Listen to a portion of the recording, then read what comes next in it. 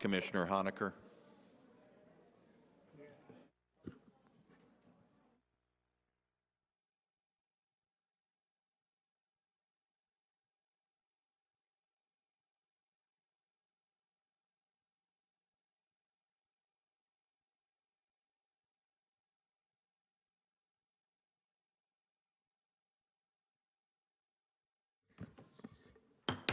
Ladies and gentlemen, I'd like to welcome you to the City Commission meeting for Monday, November 21st, 2016. And please ask the City Clerk to read the roll call, please.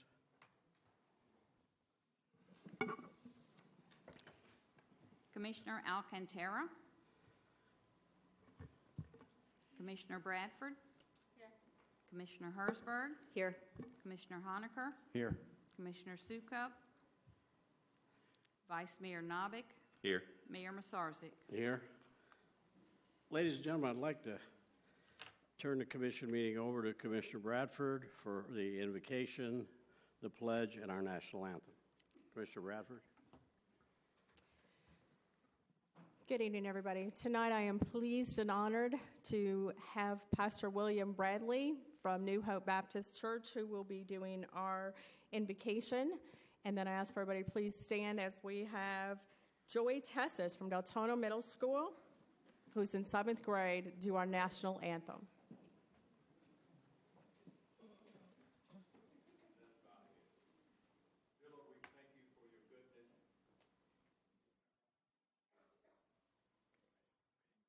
Dear Lord, we thank you for your goodness and your mercy. And dear Lord, as we gathered here tonight, we pray that you bestow your blessings upon the City Commission meeting tonight.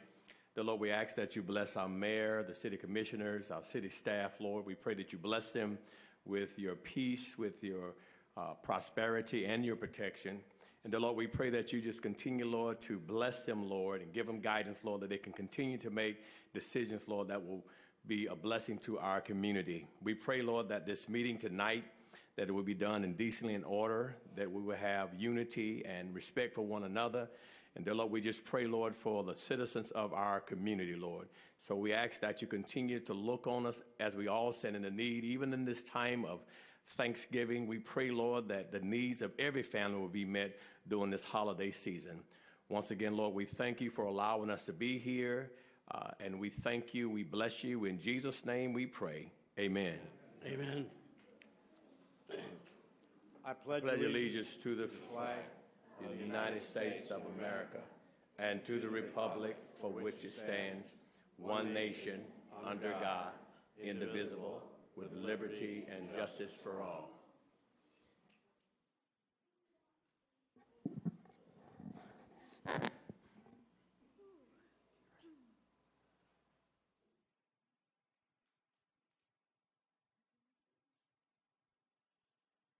Oh, say, can you see by the dawn's early light what so proudly we hailed at the twilight's last gleaming, whose broad stripes and bright stars through the perilous fight, oh, the ramparts we watched were so gallantly streaming, and the rocket's red glare upon bursting in air gave proof through the night that our flag was still there. Oh, say does that star-spangled banner wave, oh, the land of the free and the home of the brave.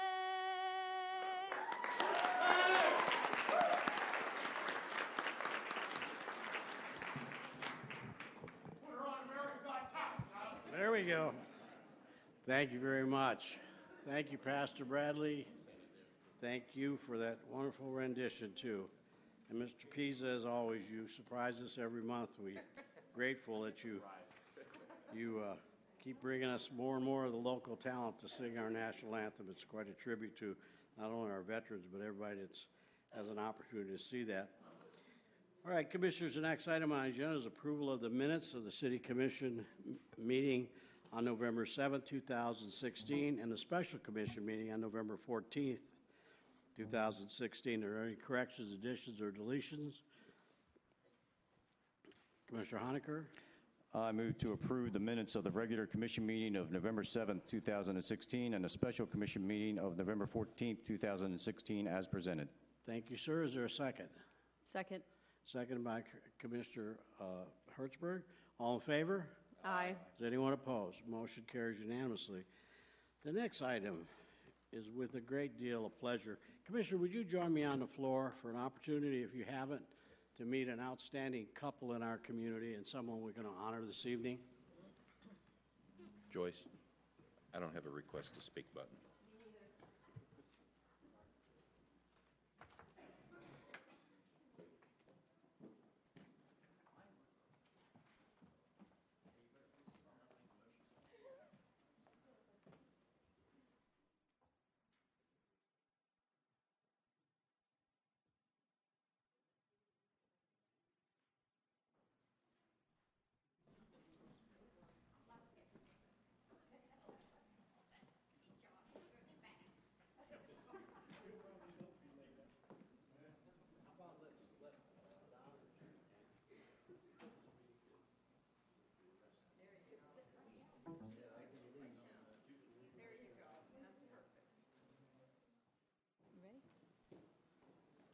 Okay, this is a lot better.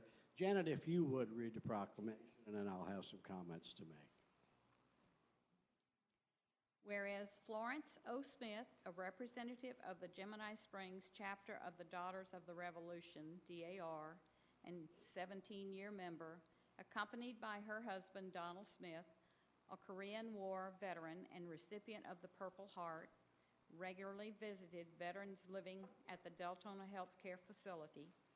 And whereas this wonderful couple devoted their time by visiting every month for more than 16 years, assuring that veteran residents received the honor and attention they so well deserved. And whereas each time the Smiths visited, they came with Florence's handmade red, white, and blue crocheted lap robes, holiday tokens, and decorations for each veteran, and they spent time reminiscing about war days, military branches, and personal tales of time spent in the military. And whereas Florence's patriotic lap robes identified the resident veterans and initiated many more conversations with staff and visitors alike, and whereas Florence and Donald became a welcome sight to the Deltona Healthcare Facility, now therefore we, the Mayor and City Commission of the City of Deltona, Florida, do hereby proclaim November 21st, 2016 as Florence and Donald Smith Day to honor their devotion to local veterans within our community, executed this 21st day of November 2016 and signed by Mayor John Masarzik. Congratulations. Thank you.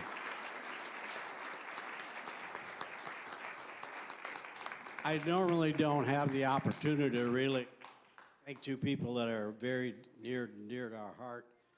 Many of you in the room know me and how involved I am, and even though we've got an Army officer here, we won't blame him. So, but there's an old saying: once a Marine, always a Marine, and never leave a fellow Marine behind.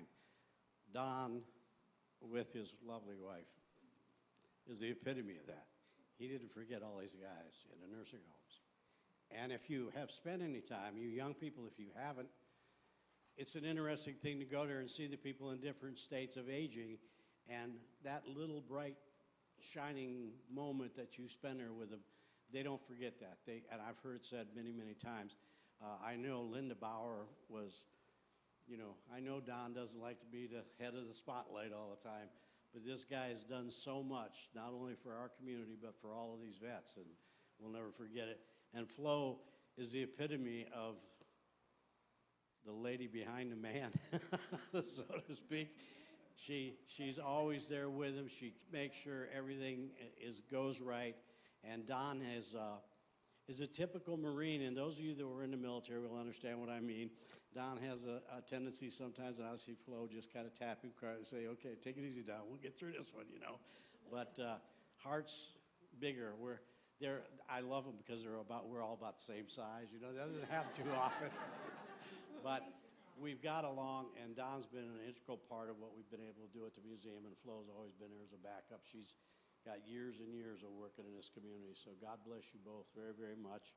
Thank you all. Thank you. I know it is. Oh, wait a minute, I gotta hide this, you said.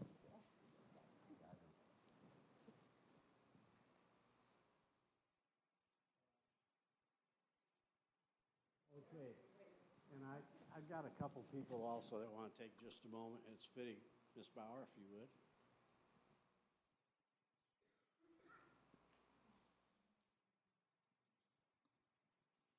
I'm Linda Bauer. I'm the treasurer of the Gemini Springs Daughters of the American Revolution. And Florence has been a member. Her husband's a Hodar. She's a daughter of the American Revolution. And he is a Hodar. And they have been celebrating husband of, a Hodar is a husband of a daughter of American Revolution. For you, those of you who are not quick enough. Sorry. Anyways, they have for years done many, many things for veterans in our community, and we just wanted to celebrate them tonight, and we're very thankful to the mayor for making this possible. And here you go. Thank you so much.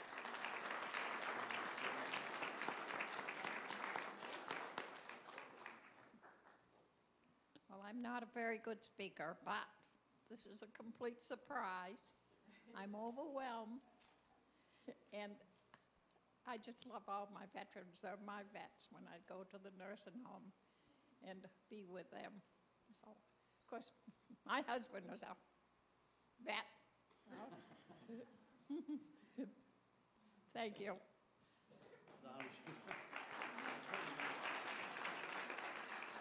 And likewise, I'm not much of a community speaker either, as John can attest. Thank you, everybody.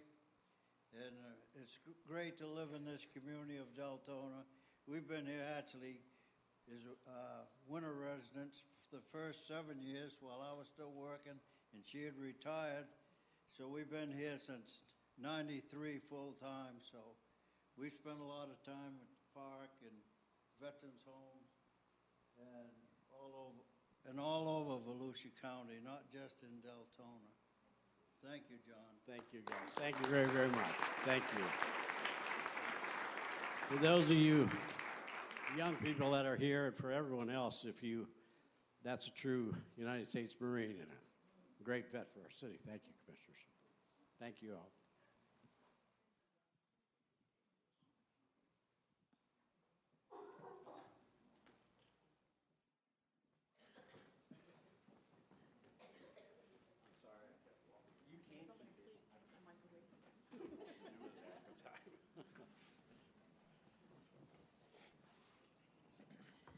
I figured we'd get Don to a commission meeting sooner or later, so we have to get him an award to get him down here, but that's just a little way of teasing him and all.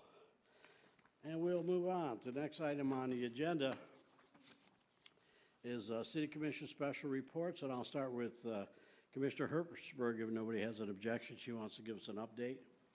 Thank you, Mayor. This past week, I attended the SAFE Leadership Summit in Orlando. It was a two-day leadership summit that was put on by Justin Safey, who is, he does a political thing called the Safey Review, which is the updates for Tallahassee on a continual basis. And I was honored to be invited to this event that really contained a lot of great information. The first day, one of the events was the incoming Senate President Joe Negron and incoming House Speaker Corcoran both sat up there and discussed their priorities. And it was very, very interesting to see the interaction between the two because the House and Senate of the state of Florida sometimes get along and sometimes don't have the same agenda. So it will be really interesting to see what happens this year. The speaker, or the incoming speaker, is very big on transparency and will probably change some of the way that the lobbying works in the House. The lobbyists have to go to basically an introduction of the transparency and things that he wants done. The incoming Senate President, Negron, is from the Stewart area, and his big priority is Lake Okeechobee and water and stormwater, and he is going to be making a big continued push on water issues for the state of Florida, as is the incoming speaker. It's very, very interesting to look at all the leadership that was there from Tallahassee and understand that that's just a whole different level from local government. And what Tallahassee thinks about sometimes, and especially a group of elected officials that are up there now, a lot of these people have never been a local elected official. They've never been a commissioner, they've never been a county council person, and they don't understand or don't know that level of local government that we have directly with the people. And the things that they bring down, the mandates sometimes that they bring down from Tallahassee, don't have an impact on them. They might be wanting to cut the budget, and they don't sometimes understand or even look far enough down the road to see how it affects a local municipality, a county, and a city. And the governor has a priority this year of a pollution notice, and because of the Mosaic spill, he is very, very big on getting a pollution notice out. If any type of pollution happens, to have the residents informed within 24 to 48 hours. That's being worked on, and as it stands now, it would have a huge impact on municipalities because it's a very broad-based measure. And hopefully they'll refine that a little bit, because otherwise you're looking at your local municipality having to notice the residents within 24 hours of any type of a spill. It's undefined. And you're looking at having to pay for that. And I have suggested in the past the city of Deltona look for a phone app, look something like Orange City has as a notification, and former Commissioner Smith suggested a reverse 911 system. So I'm going to ask that this commission continue to look at that, because that's coming down the pike. And other things like stormwater runoff and water issues are going to be a big priority, and it's up to us at a local level to not only keep the constituents, you guys, informed as what's going on, but to also understand what Tallahassee is bringing down for us and what that means for us as a city, a county, and for you. And also, the last thing I want to say in respect to that is December 19th, we'll be holding our the Volusia Legislative Delegation meeting for the first time in a while. The city of Deltona, Representative Santiago is chair of that this year. And it's from 1 to 5, and I would encourage anyone that has questions or comments to sign up online for that and speak to your legislative delegation and talk to them about your concerns locally. So I was honored to be at that. It's going to be here in the commission chambers, yes, from 1 to 5 on the 19th of December. So I was honored to have gone to that, and I'll prepare another written report and have all the information ready for the commission. But we just really need to watch what Tallahassee has to say this year and what the impact is going to be on the city and the county. Thank you, Mayor. Thank you, Commissioner. Commissioner Honaker. Thank you, Mayor. I just had the Relay for Life attended their meeting, and it's a go for March 30th. I talked to Chip, the owner of the Top Shelf Car Wash, for Relay for Life. On March 30th, every car they wash that day, they will donate $1 to Relay for Life. So pass the word. March 30th, good day to get your car washed. You'll be contributing $1 to Relay for Life. Thank you. Spring cleaning. Thank you, sir. Commissioner Bradford, do you have anything? Well, we did go to the kickoff for the Crumbs Toy for Tots event.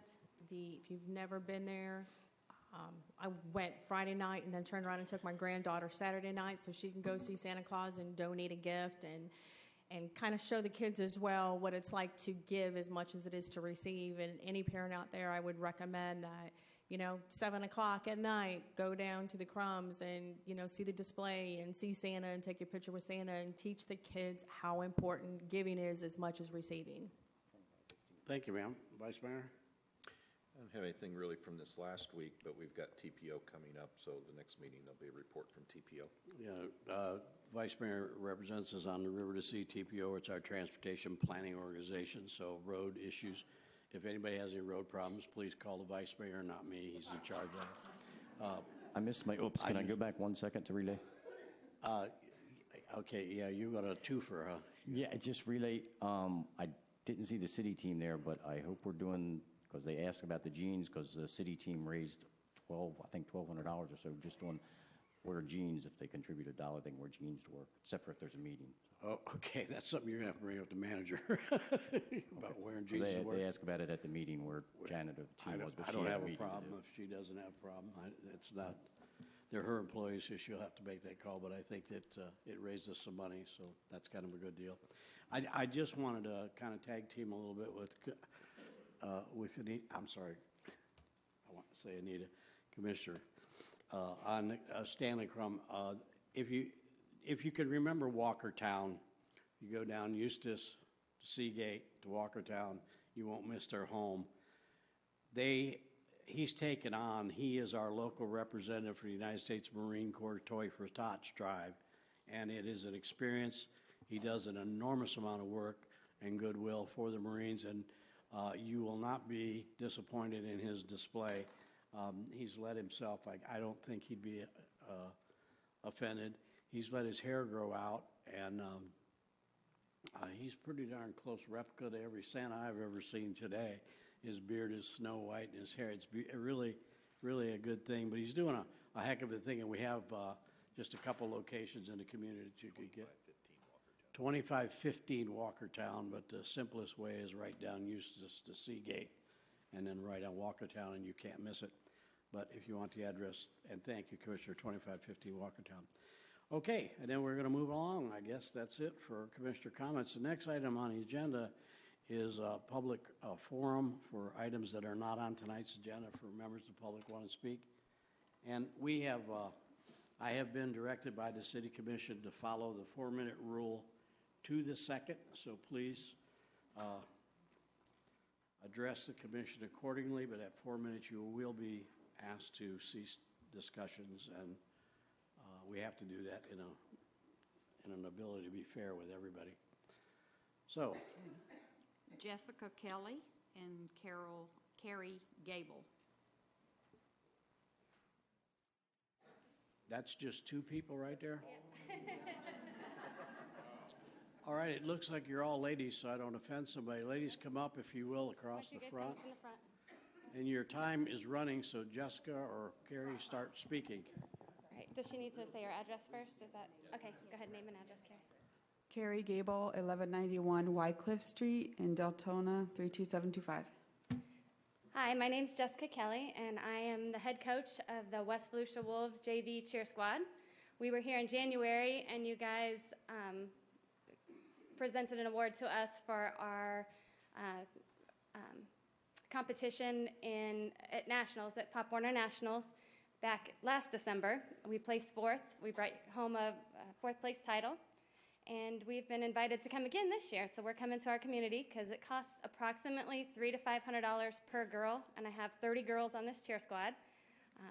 I think 14 of them are A honor roll students, and the rest are really close, far behind. They're an amazing, amazing group of young ladies, and we definitely need some help because we have such a short period of time to raise almost $15,000 to get them there. We try to keep our fees with Pop Warner down as low as possible so everybody from the community can have the ability to participate in Pop Warner. It's a non-for-profit organization. It's not like All-Star Cheer where parents pay all the fees. We have to fundraise for most everything that we do, and very few teams get to go to the national level. Mayor, you helped support our boys back in 2012. My son was on the national football team, and you helped support them. So we're just here again asking the community to help take our girls there. Okay. Ladies, turn around and look at the commissioners. Give us your saddest face like I need money. I don't know how much that's going to help, but thank you. Keep us informed of every event that you have. We'll do all we can to support you totally. Keep us informed. We'll spread the word. I would say email me, but let's let your leaders email me. If I get 60 emails a day or something, it's going to be I think more you've than already I can responded to an email from our coach Betsy. Yeah, who we- had emailed you. Okay, keep us informed of every event, and then I'll get it out to the other commissioners, and we can get it out to people in the public, okay? 15,000, where are you at now? We've raised about 4 so far. About 4, We okay. just started, so we've raised about 4 so far. You're almost third of the way. Okay, we'll do what we can, all right? We'll bring it up with the city manager, and we'll see. You're welcome, ladies. Good luck to you. We'll take a minute, Thank you. If you all want to just go on home, we'll take just a minute and let you exit so you can go on home. But please keep working at it. It's a big undertaking. Everybody's got to march in a row. Don and Flo, if you all are going to leave, we'll give just a moment for you to leave too. Thanks a lot for coming. God bless you. Keep it up. All right, you're welcome. Take care. Semper Fi, Mr. Smith.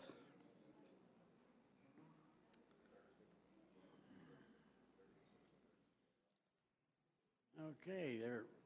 It seems quiet enough to move on. Michael Politowski, is Michael here? Oh, there you are. Mike?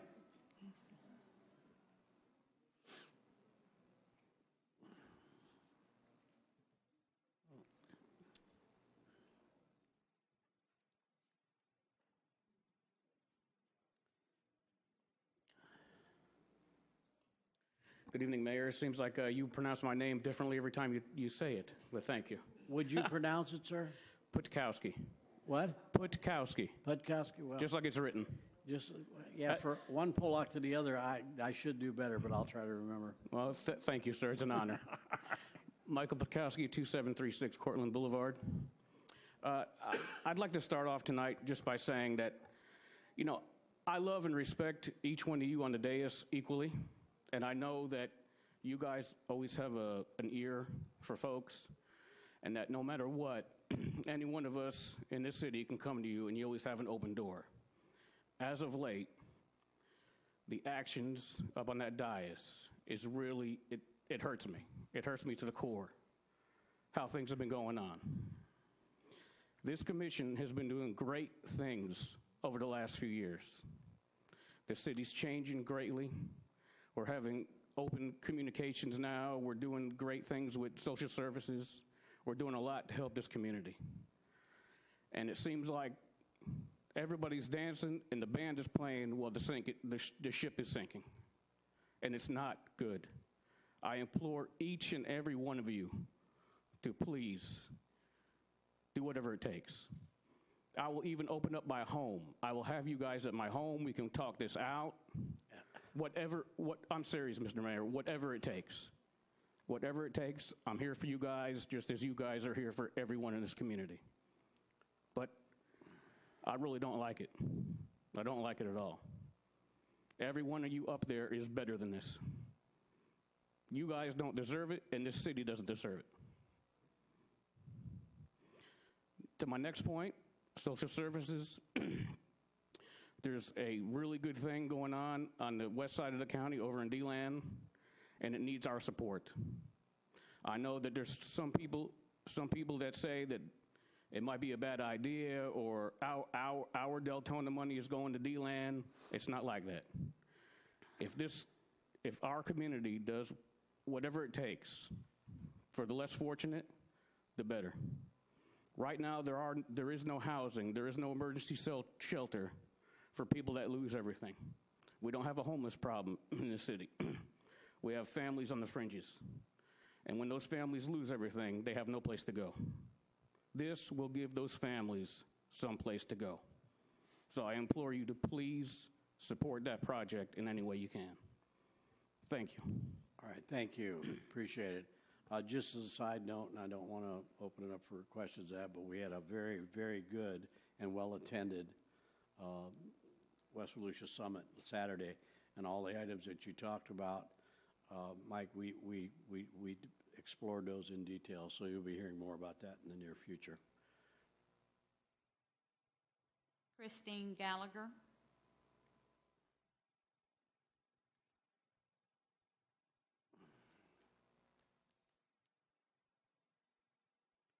Christine Gallagher, representing Local 2913 tonight.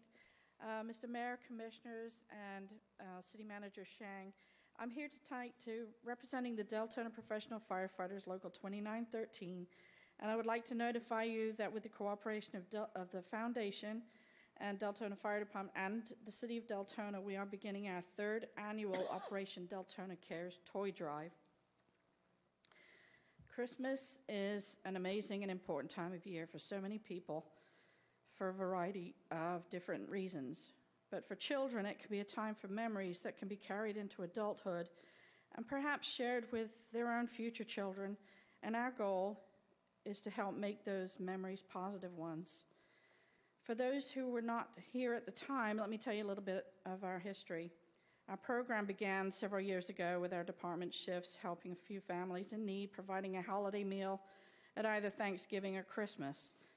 Then 3 years ago, during a union meeting, it was suggested by the union body that perhaps we could help others.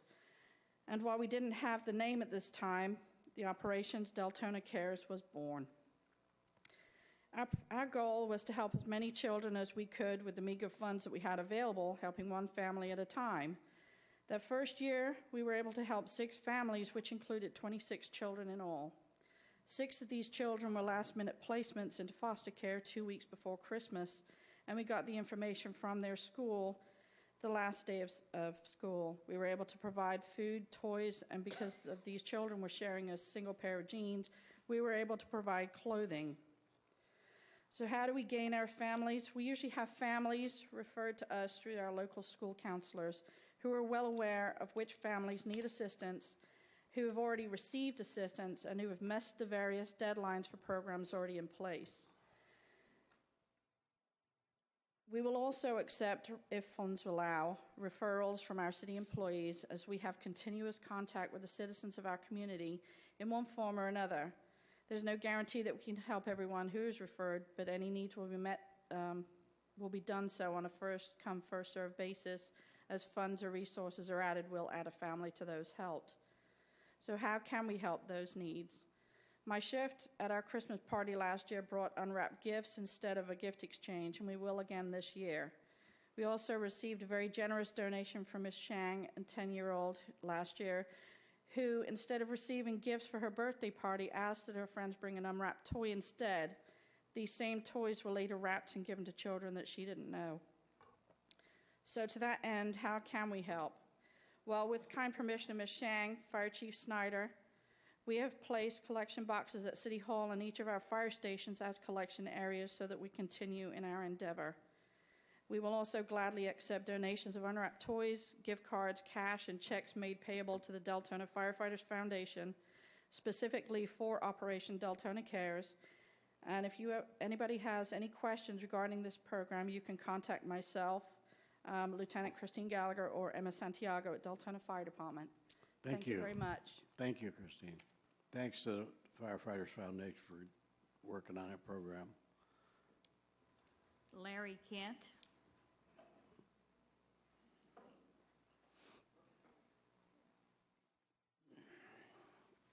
Good evening.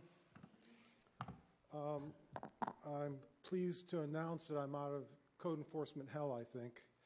I want to thank Mitch for shadowing me on the process, and I want to give you guys an update as to what happened, because it really wasn't funny. As it turned out, this is the second time I've been in code enforcement hell, and the penalty for that goes from $250 a day to $500 a day. As it turned out, the first time I was in code enforcement hell had to do with some work that was done at Justin Square that actually did not need a permit. And Mitch and I were able to confirm that with Steve Rowland when we met with him. We went in and asked a number of questions to Steve, and as we got through that process, it turned out I didn't need a permit for this one either. Now, what's going to happen when I come here, coincidentally, a lot of times right after that, code enforcement comes out to my property, and they post the property, and we're back here discussing it again. We have never fixed the code enforcement problem we've had in this community for years. I attended 7 code enforcement meetings last year just to see what was going on, and it was deplorable. The way I saw citizens abused in this community, I saw untrue statements made, I saw lying through omission. It was just unbelievable what people were going through, and it was like a pack of bullies. I'd never seen anything like it in my life. I've discussed this with a lot of you people over the last couple of years, even recommending we change the name of code enforcement, because it just is a presupposition that somebody did something wrong. We got to get that person to the principal's office real fast. I went through my entire life never going to the principal's office. Now I'm in code enforcement hell again. I would recommend, and I have to a number of you, that this department needs to be dismantled and it needs to be rebuilt. I understand the need for code enforcement. I understand the need for standards, but the way this operation has been operating has been way out of control. I would recommend that the name be changed to Communication and Neighborhood Relations, and I didn't make that up myself. You know, I saw that on a city or county vehicle in downtown Orlando. I can't remember if it was a city or county vehicle, so I was driving, I didn't want to wreck my car.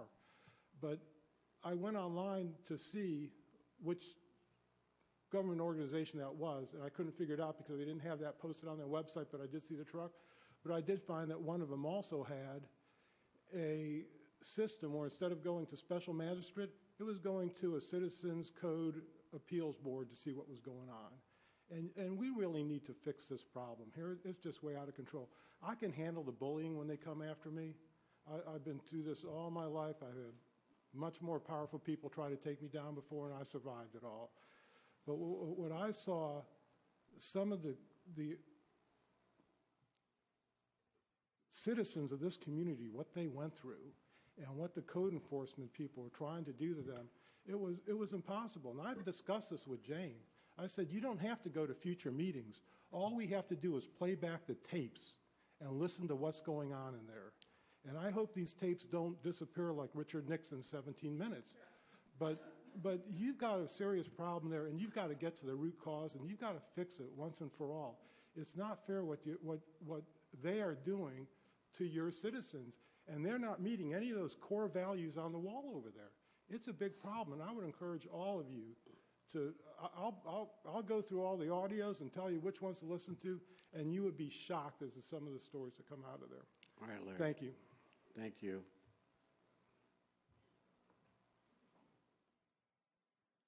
Mike Williams.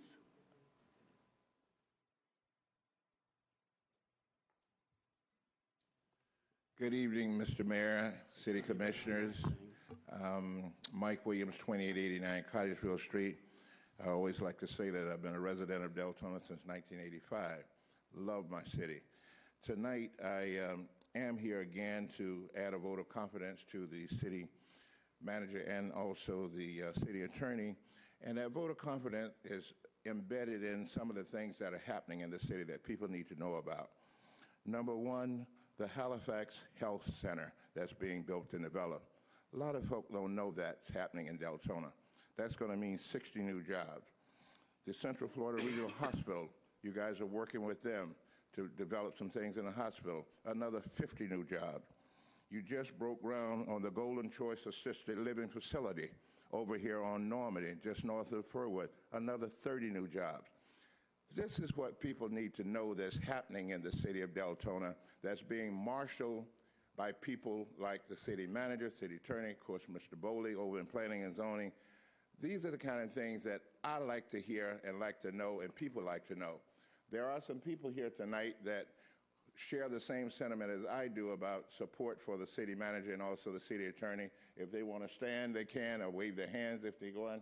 Don't want to put anybody on the spot. Anybody that want to do whatever they want to do, okay.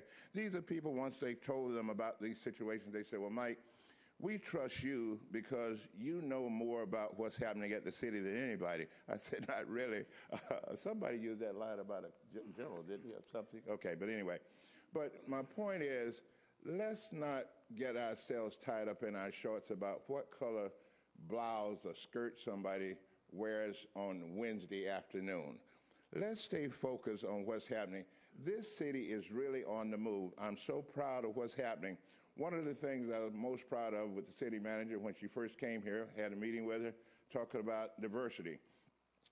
She went out and hired an African-American as the HR director, the human resource director. To me, that was going to be a game changer. Now, the woman didn't, well, she signed the contract, she backed off of the contract, and I actually got the lady's name, and I called her and asked her, what is this all about? And she said, the truth of the matter is, I wanted more money. I said, well, I'm a realtor. Why didn't you call me? And I could have helped you negotiate your contract. That's what I do all the time. But that was a game changer as far as I'm concerned. When the vetting for the next HR director came along, there were 3 people in the running. One of them was an African-American female that lived down in Fort Lauderdale. Didn't make the final cut. I called and I spoke to her. Her name was Stephanie Wright. Never forget the name. Matter of fact, I found out that I was in school with her sister at Florida A&M many years ago. But I say, Stephanie, was the interviewing process fair and balanced? She said, Mr. Williams, the process was fair and balanced. And that's all that I would be looking for. My people, I think I've quieted them down with the NAACP. They don't want to march and picket and around the city hall protesting diversity. I think we're moving in the right direction. So that would be my point to the city. Let's not blow up a good thing that we've got here based on somebody just kind of, you know, willy-nillying without the real picture and the focus of going on. We're getting ready to develop a real medical hub here in this area. You guys are doing it. You're doing a great job. And also workforce training. We're going to be getting people back trained for these jobs when these new things come along. And we're very fortunate to have Deltona State College, and we're very fortunate to have Bethune-Cookman right in our backyard. Thank you. Thank you, sir. And oh, by the way, No, Mr. Novick, I do have tickets. I was going to end with that. You stole my thunder. I figured I haven't seen you here without tickets in a long time. You and Larry got that 4 minutes down pat. You've been doing this too often. Yeah, but we put that clock up this week especially for that. You're the bully he was talking about. Yeah, I'm the bully, yeah. John Vaccaro. John Vaccaro. I know. I didn't take offense at that. Mike's been gentlemanly enough to put up with my teasing him for years. John Vaccaro, Local 2913, President, Commissioners, Mayor. I have a lot to say, but on the eve of Thanksgiving and a few of the gentlemen before me, you know, the silent majority here in Deltona, we have a lot of respect for you guys. We know you're doing the hard work, and we appreciate it. We have issues that are in the paper. I was on vacation, and unfortunately enough, I saw the civility issues. And I understand individuals want to support certain causes. They have issues that they want to address. But we shouldn't support the behavior. And we truly expect decency and professionalism from our elected officials. Insults, name-calling, accusations, demands, and bullying are just unprofessional. Behavior in what we deserve to be a professional environment and should not be tolerated. And the union, I don't know if anybody here knows this, put in its contract that we would like a harmonious relationship with the city. That goes a long way into saying what we all agreed on a long time ago. We want to move forward. The citizens of Deltona deserve you all to be a productive part of the city. And I don't know how to fix what's going on here, but I really would like to start, when I'm on vacation or out of town, seeing positive things in the newspaper about Deltona. And in closing, we do appreciate everybody up here, appreciate everything you guys do. It's unfortunate that right now you're getting a lot of the attacks, but hopefully the gentleman here, Mike Williams, and the other people will support you, and we'll move forward, and the citizens of Deltona deserve it. I appreciate it, and thank you, and happy Thanksgiving. Thank you. Thank you. Appreciate it. I'm just going to take 1 minute and say that I don't believe anybody sitting at this dais wants anything more than that. We're going to keep striving, no matter what the adversities are, to keep focused on what really matters in Deltona. Okay, the next item on the agenda, if that's all. Okay, the next item on the agenda is at the consent agenda, and Commissioner Honaker, you wanted to pull this item for discussion? Yes, sir, 8A. Okay. Item number 8A, it's a request for approval of a cooperative economic agreement between Team Volusia Economic Development Corporation and the City of Deltona. Before I had my comments, Commissioner, the city manager had mentioned upstairs that Commissioner Sukup had sent in a statement he wanted read. Yeah. The city clerk, would you read the statement, please? Okay, Hang on hold a it. second. Point of order. Do you want me to read all through all of them? Okay, item number, okay, let's, if you don't mind, let me finish the other ones. Request approval of cost share agreement between St. Johns River Water Management District, City of Deltona related to Lake Monroe Phase 4 project is B, and those are the two. So if there's a motion to approve item B. Well, I'm sorry. That's okay. Commissioner Hirschberg? I move to authorize the mayor or designee to execute the cost share agreement between the St. Johns River Water Management District and the City of Deltona as it pertains to Lake Monroe Phase 4A project. Okay, it's been properly moved and seconded. Vice Mayor? I'll second it. Okay, and properly moved and seconded to approve. All in favor? Aye. Aye. Anyone opposed? Motion carries. Vice Mayor, you have the floor on item number A. That'll be Honaker. Well, Commissioner Honaker asked to have it removed, and he said did you request to speak Uh, first? Yeah, no, he's going to speak first, and Okay, then I'll. Commissioner If Honaker? Jane could read Commissioner Sukup's statement before Okay. I speak. Commissioner City Sukup Clerk. had asked to have this read into the record. We're not aware of what it is until Jane reads it. The city clerk has the statement. Oh, I'm sorry. Could you Commissioner direct Joyce to Sukup read? stated that he is opposed to the Team Volusia contract on the basis of how much the city has spent and has received nothing in return. He wishes his colleagues, staff, and the residents a very happy Thanksgiving. Okay. Everybody, okay, and did No. you have any other comments? I did. I non-concur with they haven't done anything. Team Volusia's done a lot for Deltona. They haven't put a business in Deltona, is my point. But they have done a lot of projects working with the Economic Development Manager that are well worth just the money we spent this year as far as man hours and labor, the projects they have worked on. So they have done that. But my point is, I stated during the budget session that after this year, I would not vote for Team Volusia again if they did not put a business in Deltona. So this time I am going to vote yes because it's part of the budget money we've already voted for this year. But just that when budget time comes up next year, a business in Deltona that where our residents can work, that pays taxes, that pays stormwater fees, is what I'm looking for before I will move forward with this again, because it's somewhere you have to look at the years we've been a member and the money we spent every year, and we haven't gotten a business in Deltona yet. Have we gotten a business in Deltona yet? So, Jerry or Minnie? No, I don't think we have gotten a business in Deltona yet. So I'm just saying that, yes, I will vote for this one, but next time during the budget cycle, we haven't got a business in Deltona yet from Team Volusia. I will not support this effort. All right, sir. Vice Mayor. Thank you, Mayor. Two things. I'm a believer in looking at issues this broad and this impactful to be regional. I agree. Team Volusia has not physically put a building in the city of Deltona. However, they have had other projects within this county that are substantial projects that have moved forward. And they have put brick and mortar together. And some of those people that are employed by those facilities are Deltona residents. So there is an indirect and a direct benefit.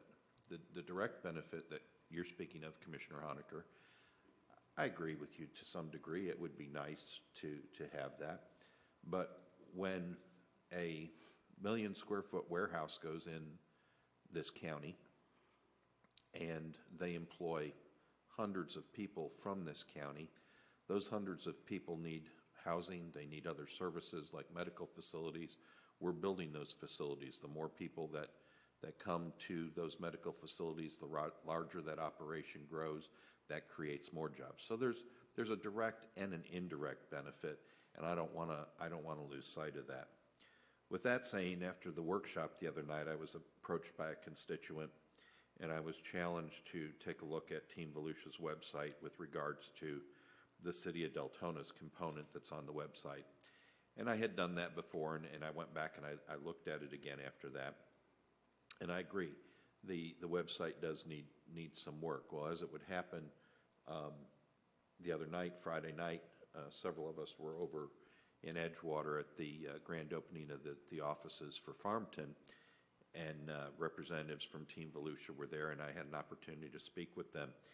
I would encourage the commission, I would ask for consensus on this, that each commissioner put your thoughts into writing and send them to the city manager with items that you would like to see added to our component of the Team Volusia website.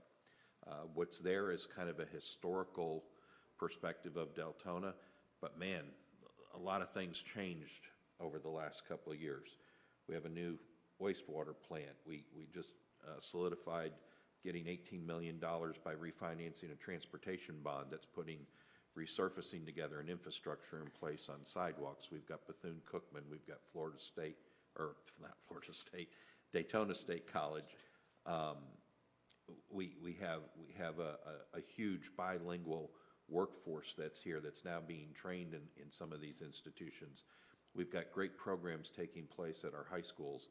So just keep all those things in mind and send those bullet points to the city manager in writing is what I'm going to do, and I would ask the rest of you to please consider doing. And then they can craft the paragraph maybe with some graphics, and Jerry's got great pictures of things going on in Deltona. There he is over there. Jerry's got great pictures, and we'll forward some of those pictures to Team Volusia to highlight the good stuff that Mr. Williams talks about and that the firefighters are talking about. Let's put that good stuff out there, and that will encourage people to consider Deltona. And that's really what Team Volusia needs to do. They need to market us and get people to consider coming here. Ultimately, the decision is the business or the developer. If they're a good business, if they're a business that we want here and that they're going to stay and be successful, they will have a business plan, and that business plan will highlight the things that they're looking for in a location, and hopefully we have a lot of those to offer. Some of those are out of our control. The level of the schools, whether they're an A school, a B school, whatever. But things that we do have control over, economic incentives, providing location, providing infrastructure, those kinds of things is what we have been working on, and we've been successful. And that shows when you've got an institution like Halifax Hospital and Central Florida Regional coming to our community and building facilities amongst many, many others as small down as dollar stores and racetracks, and that they don't create as many jobs, but they're all a part of keeping the bigger machine running. Thank you, Mayor. Thank you, Vice Mayor. Commissioner Hertzberg? Thank you, Mayor. With Team Volusia, I think that the residents, and I would like to ask my fellow commissioners in the new year to go ahead and hold an economic development town hall meeting. And I think that it would benefit not only the commission, but the residents. And the reason I say that is, Mayor, you were at the round table of elected officials, as was I last week, and what they did is they did a breakdown of the 3 different arms of economic development in the county of Volusia, and one is the county, one is the CEO Business Alliance, which is a private partnership, and the other is Team Volusia Economic Development Corporation, which is a public-private partnership.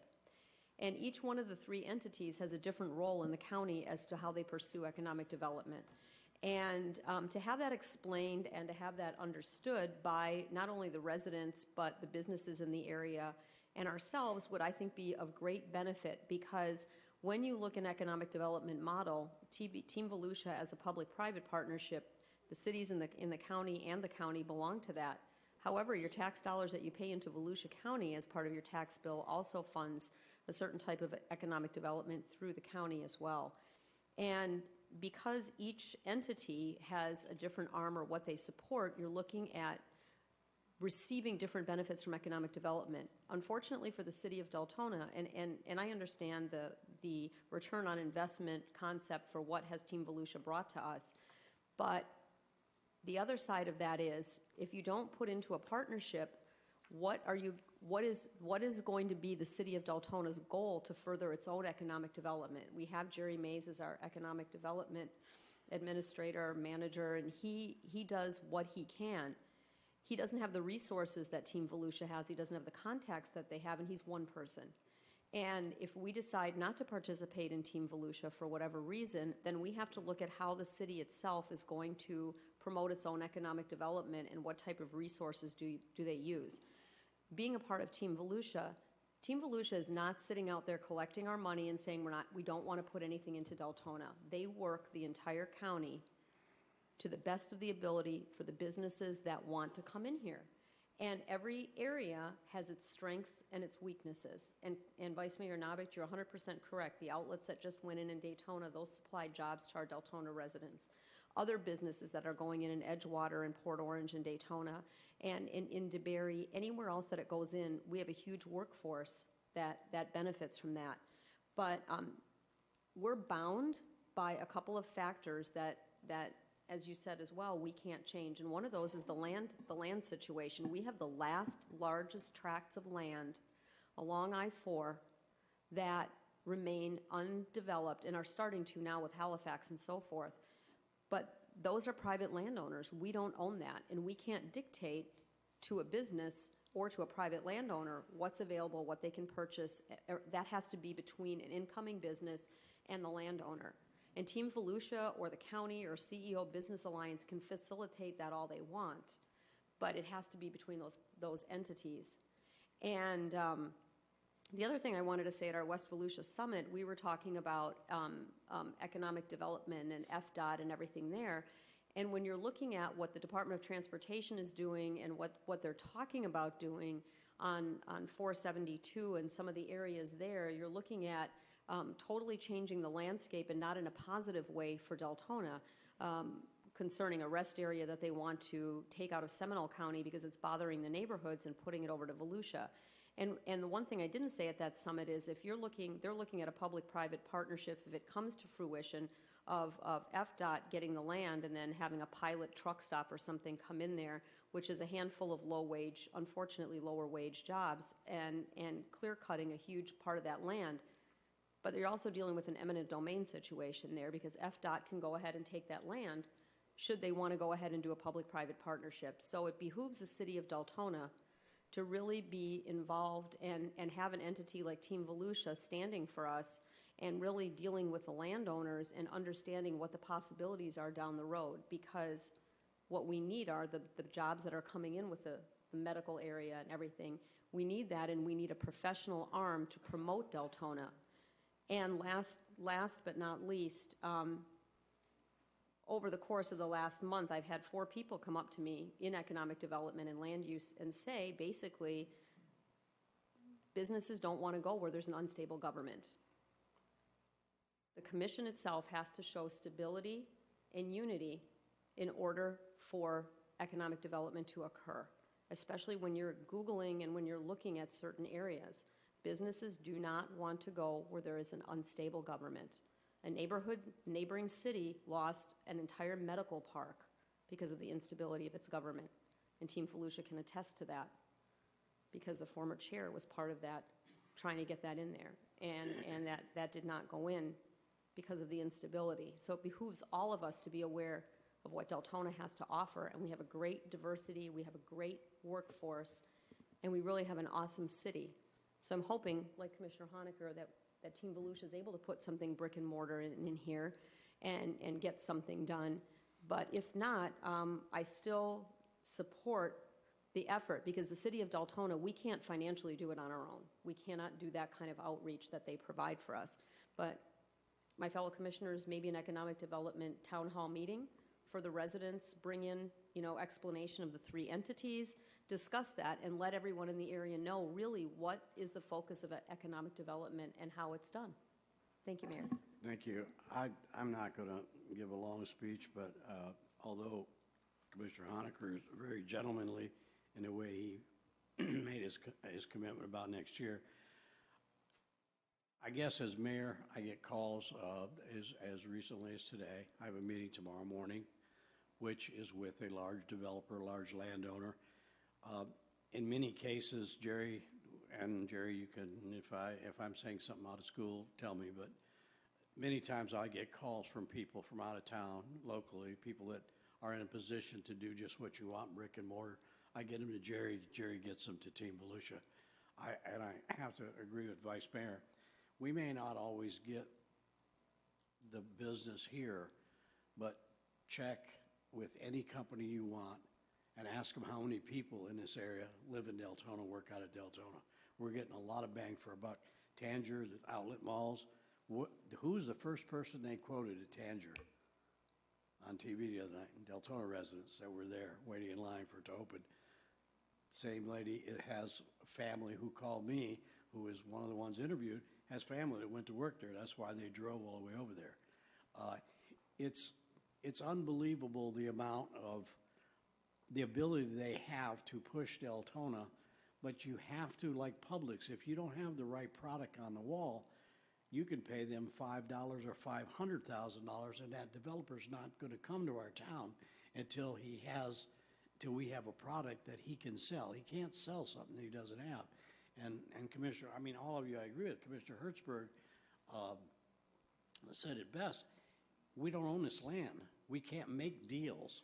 So their hands are tied by offering them this site, but then it's the landowner that is the big player in it. So for the amount of money that we give Team Volusia, the ability and the thousands and thousands of dollars that put in by private people that allows them to do things that we could never do because of sunshine. In other words, our full commission here could not make an agreement or make a deal. They have the ability to turn it over to the other arm of the Team Volusia team, which can fly to Paris, can fly here, can do those kind of things that we can't justify, and our taxpayers probably wouldn't want us to. So to me, this is a drop in the bucket for what we get. I've never made a phone call to their office that I haven't gotten an instant return or answer to my question, and they have courted people that I've sent to them through Jerry. I know. So we're getting that kind of one-on-one handshake and I mean face-to-face that we're not going to get because we can't do it. We're not allowed to do it. You know what I'm saying? So I hope you'll consider that when you go, and I know you, Commissioner, you will do the research. Check the rolls on a lot of the people, Frontier and DeLand, how many people in Deltona, some of the other places they've been successful with. You'll see how many people actually benefit, and those are taxpayers in our city. So I hope you'll modify some of that or be better informed before budget time, but you have a right to your opinion, and I'm glad you did it in such a nice way. So a motion is ordered. If there's, wait a minute, I got one other speaker here, Vice Mayor. Thank you, Mayor. I motion to approve the Cooperative Economic Development Agreement with Team Volusia Development Corporation. Okay, there's been a motion on the floor. Is there a second? Second. And it's properly been moved by Vice Mayor Novick and seconded by Commissioner Hertzberg for approval. Any other further discussion? All in favor? You want to vote electronically? Yeah, we've got 5 of us. Yeah, we can do that. There we go. Now I'm going to say, I'm going to have to make sure I can add this up now. Would you tally? 5-0, that's easy, unanimous, I can remember that. All right, we're moving on then. We've already approved number B. We're going to go to item number 9A, and it's a request for approval of a resolution 2016-56. It's approval of the prior year budget carry forward for transportation fund in order to provide funding to complete the multi-year transportation projects. We had a reduction in the amount of sidewalks from 346,000 to 250,000, and everything else on that budget carryover amendment is the same. Is there any questions or comments by members of the commission? Lori's here to answer any questions. Hearing none, a motion is in order. Vice Mayor? I move to approve resolution number 2016-56, approval of prior year fiscal year 2015-2016 budget carry forward of transportation fund funds in order to provide funding to complete the multi-year transportation projects. Thank you, sir. Commissioner Hertzberg? Second. It's probably moved and seconded. Commissioner Honaker, do you have a comment? No. Okay. Resolution reads, a resolution of the City Commission of the City of Deltona, Florida, amending the annual transportation fund budget for the fiscal year beginning October 1, 2016, and ending September 30, 2017, by carrying forward the funds not spent in fiscal 15-16 on certain ongoing projects, repealing all resolutions or parts of resolutions in conflict herewith, and providing for an effective date. Would you allow us to vote on the motion?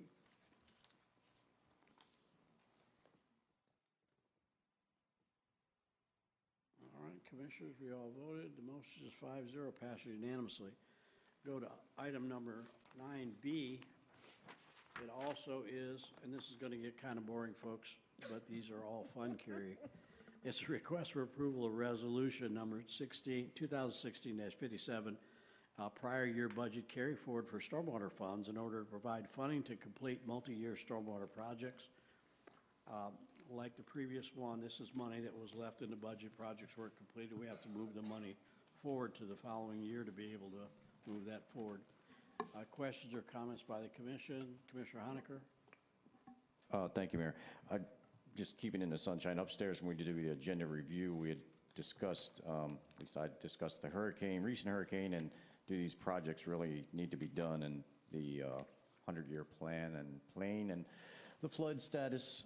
But yeah, and we decided, city managers keep an eye on those types of things. We just went through a hurricane. It didn't flood, but we didn't get that much rain either to test the system. My question was, do we still need to do some of these projects? But the answer was yes. So I just want to make sure, keeping in the sunshine, what we discussed upstairs. And yes, they still need to be done. We didn't get a lot of rain with that hurricane. We were lucky. All right. Commissioner Hertzberg? I move to approve resolution number 2016-57, approval of prior year fiscal year 2015-2016 budget carry forward of stormwater fund funds in order to provide funding to complete multi-year stormwater projects. Thank you, ma'am. Commissioner Honaker? Second. All right, it's been properly moved in second. If there are no other comments or questions, anybody? Move forward to the resolution. Is a resolution of the City Commission of the City of Deltona, Florida, amending the annual stormwater fund budget for the fiscal year beginning October 1, 2016 and ending September 30th, 2017 by carrying forward funds not spent in the fiscal 15-16 fiscal year on certain ongoing projects, repealing all resolutions or parts of resolutions in conflict herewith, and providing for an effective date. There's no public comment. Would you allow us to vote, please?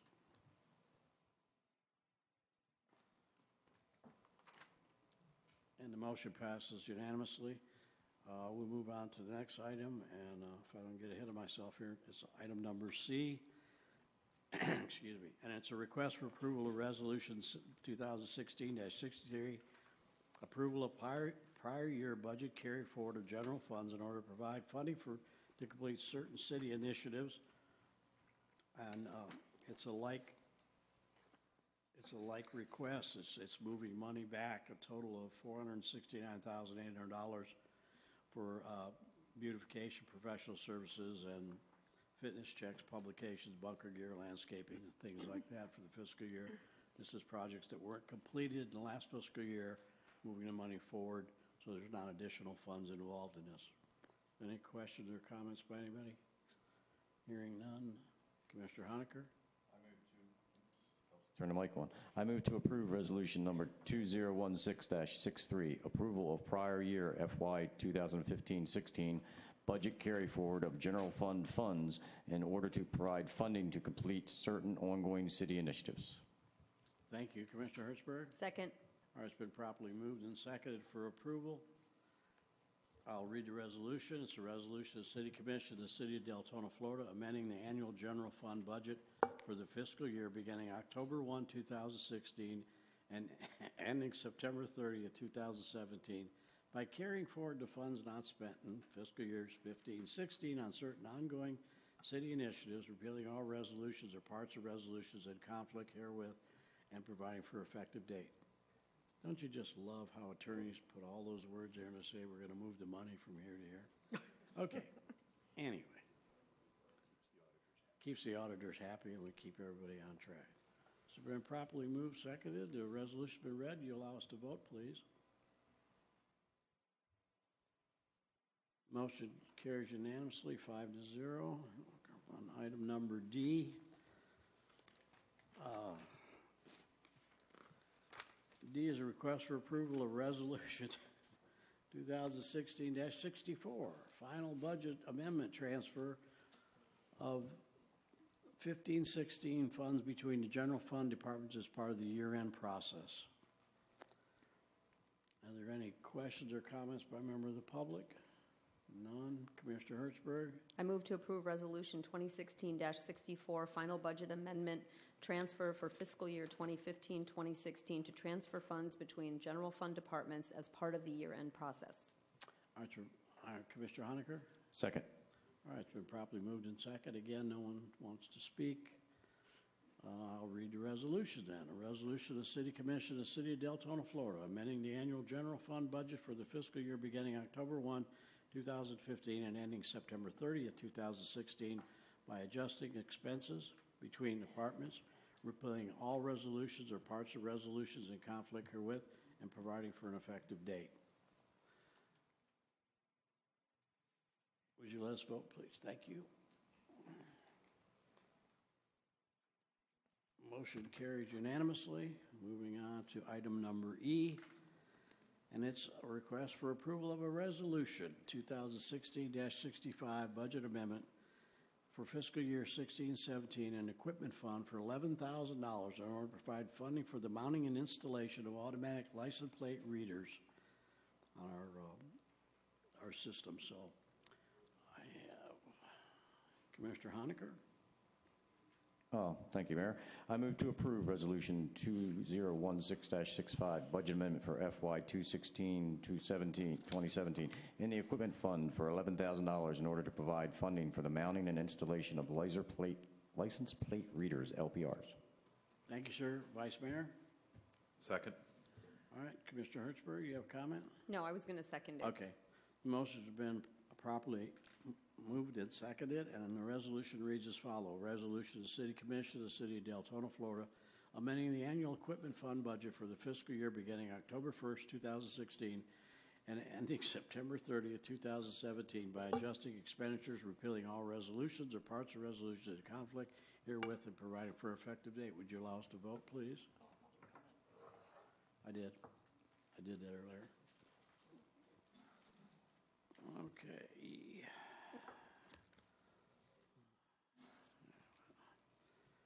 Okay, item number F is a request for approval of Resolution 2016-55, approval of prior fiscal year's budget carry forward for Deltona water funds in order to provide funding to complete multi-year utility projects.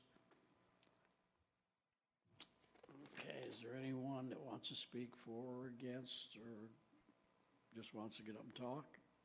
Keep me from talking? Anything? Nothing? Commissioner Hertzberg? I move to approve Resolution number 2016-55, approval of prior year fiscal year 2015-2016 budget carry forward of Deltona water funds in order to provide funding to complete multi-year utility projects. All right, thank you, ma'am. Commissioner Bradford? I second it. Thank you, ma'am. Motion's been properly made in second. There's no one that would like to speak. I'll read Excuse me, Mayor, I would like to speak. Yes, ma'am. There have been some changes on this one to several of the line items as we received invoices that we were able to apply to the prior year. Okay.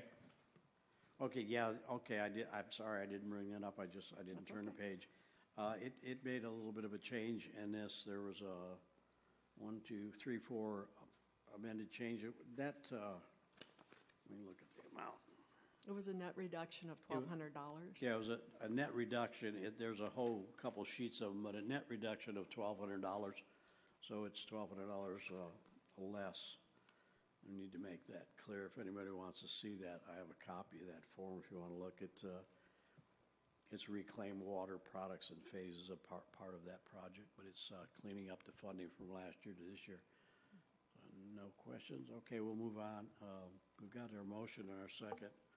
And the resolution reads, a resolution of the City Commission of the City of Deltona, Florida, amending the annual Deltona Water Enterprise Fund budget for the fiscal year beginning October 1st, 2016 and ending September 30th, 2017 by carrying forward funds not spent in fiscal 2015 2016 on certain ongoing projects, repealing all resolutions or parts of resolutions in conflict herewith, and providing for an effective date.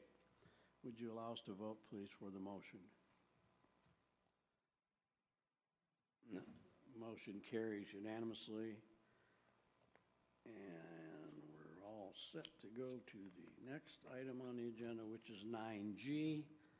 And 9G is a request for approval of Resolution 2016-62, approval of prior year budget carry forward equipment funds in order to provide funding for items budgeted but not purchased during the fiscal year. So is there any questions or comments from the public or commission? Vice Mayor? I move to approve resolution number 2016-62, approval of prior year fiscal year 2015-2016 budget carry forward of equipment fund funds in order to provide funding for items budgeted but not purchased and or received in fiscal year 2015/2016. Thank you, sir. Commissioner Hertzberg? Second. Second. Again, I will more request anyone want to speak. Hearing none, we'll move forward. I'll read the resolution.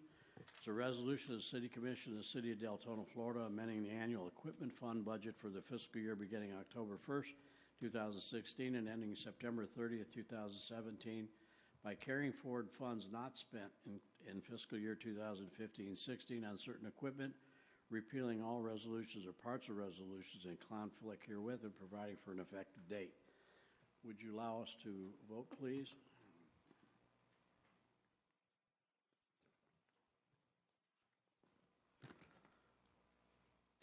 Excuse me. The motion passes unanimously. I don't have any items under old business. Thank you, Lori and Bob. Mr. Klinger couldn't speak this evening. He's lost his voice, but his able assistant was here. Before I go any further, Commissioners, if you'll allow me, Lori, most everybody I know around the city knows you, but Lori has been provided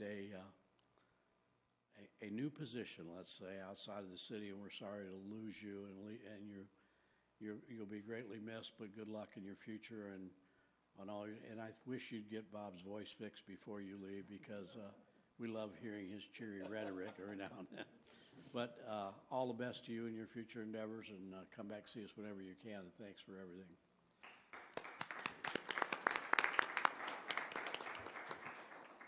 Okay, I'm going to start the discussion. This is on the center of the Deltona construction, the community center bid for that. Mr. Boley, I believe, is here. We'll be able to answer questions. I'd like to be excused for just a moment. I've gotten a couple buzzes in, and I want to make sure that it's not an issue I have to deal with. Vice Mayor.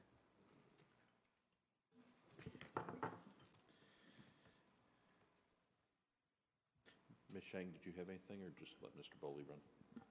I'll let Mr. Boley speak. All right. Mr. Boley. Thank you all very much. And just bringing forward the next major milestone of the center at Deltona, the new community center. Had an outstanding team involved so far with CT Shoe. And we went through the plan set, got the bid documents, got the bid tabs completed, paying the fees now for impact fees, worked with the county, had a lot of positive support internally with the different departments here. So tonight I want to bring to you the selection of the contractor. We are projected to have a 305-day construction schedule. So this will move rather fast. And also it's a tilt wall construction. So one day you won't see much, and the next day you'll see a lot. So we're excited. This is part of that synergy that the Vice Mayor was talking about with the hospital out by 472 and other medical facilities. And when you talked about team evolution and employment, this is all part and parcel to the whole equation. And so with that, I'd just like to ask that you allow us to select Mulligan Contract Constructors, who have a very good resume. I've called several of their references and got very positive responses, even to the tune of them finishing early on a few jobs. So that's always good news. Okay, anything else? That's it, sir. All right. Thank you. We'll take questions from the commission. Commissioner Honaker. Thank you, Vice Mayor. I went online and I looked at each of the companies that bid $7,500,000 and below. And none of them, even the one we selected, had anything on their showcase of their best jobs where they had done a community center or an activity center. And then, I mean, lowest bid is good. I mean, that's a good thing, but did we put in the RFP prior community activity center ground-up construction? They all did a lot of remodeling at different places, and, you know, the ones that were above $7.5 million, even they didn't have community activity center per se, but they had some like experience. Was that in our request for proposal, that they had prior experience with community or activity center? Public buildings, so, and the public process to construct. All of the 8 submitters for this job had extensive public and private experience, but all of them did have extensive public experience, and we felt comfortable with the public experience and review of Mulligan. And my only other question is, also part of the RFP, did we ask them to provide their lowest and their highest overrun, lowest not being $0? So we could, because there's always overruns. No matter what they bid at, $7,163,000, there's gonna be some overruns. Did we ask? If you ask them all, if you just ask one, I mean, but if you ask them all in the RFP, what is your lowest not counting 0 and your highest overruns? So we get an idea of how far over they go. We have bonus and liquidated damages, but we really don't want to get into the business of overruns. I mean, this is a job that can be completed on time and on budget, so that's our focus. Okay, thanks. Okay, thank you, Commissioner Honecker. Any other questions from the commission? Mr. Boley, just for the public, can you tell us where Mulligan Construction is located? Yes, sir. They are out of Orlando, so it's a Central Florida firm, and we do have the local preference hire, but we did get one bid that was not the lowest from a Volusia County firm, and unfortunately they weren't the lowest bidder. And then the lowest bidder was out of Plant City of the 8, and then they withdrew because they omitted something from their submittal. Okay. And the Mulligan Construction, will they make every attempt to use local resources and labor then as their subs to do this project? We will supply them with the local preference ordinance as well, but also at the pre-con and the pre-development meeting, we'll stress that too. Okay. And lastly, do you know, does this contractor utilize an apprenticeship program? That I cannot answer. And maybe if one of the representatives is here tonight, they can answer that question. Is there somebody here from that firm tonight? If you'd come to the microphone, please. I'm sorry, the mayor's back. He'll run the meeting That's now. right. Thank you, Vice Mayor. I'm sorry, I had a minor issue I had to take care of. If you'd give us your name and your address for the record. Jason Mulligan with Mulligan Truckers. Our address is 3601 Vineland Road. We also have an office off of 1025 West Lancaster Road in Orlando, Florida. Appreciate the opportunity. We have an apprenticeship program through Disney. We do a lot of work through Disney. It's their program that we have an apprenticeship through. If you have a apprenticeship program in Deltona, we'll certainly follow any rules and regulations associated with that. But we can certainly share with you guys what we do with Walt Disney World. Thank you. All right, Commissioner Radford. Yeah, I just want to, Mr. Boley, to go over, I know I spoke with you briefly earlier, but I think everybody, just for openness, needs to understand why you actually chose this company. It wasn't just based on them being the lowest bid, and how you guys came about coming up with the decision to choose them. Well, what we talked about earlier today was actually in the selection of the architectural firm, and that selection process, in both cases, we had a shortlist committee. For the architectural firm for CT Shoe, we had 3 really qualified applicants, of which we ended up going with the middle bidder on that one, just because of their extensive experience in public sector, public-oriented buildings.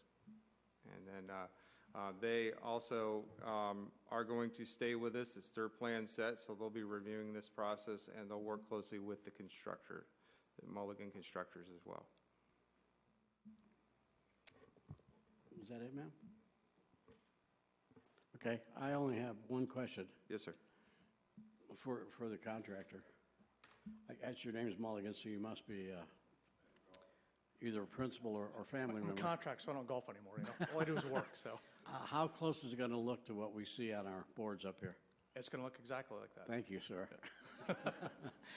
Well, I always like to put you on the spot because, you know, when we were building this building, I reflect back on some things, and always when you're in the process of building, without going into a long story, and I'll be chastised by my other compatriots here, but there's always something that goes on, so that's always the question I ask. They're going to look like what we're expecting, and you gave me that assurance, so thank you very much. Sure.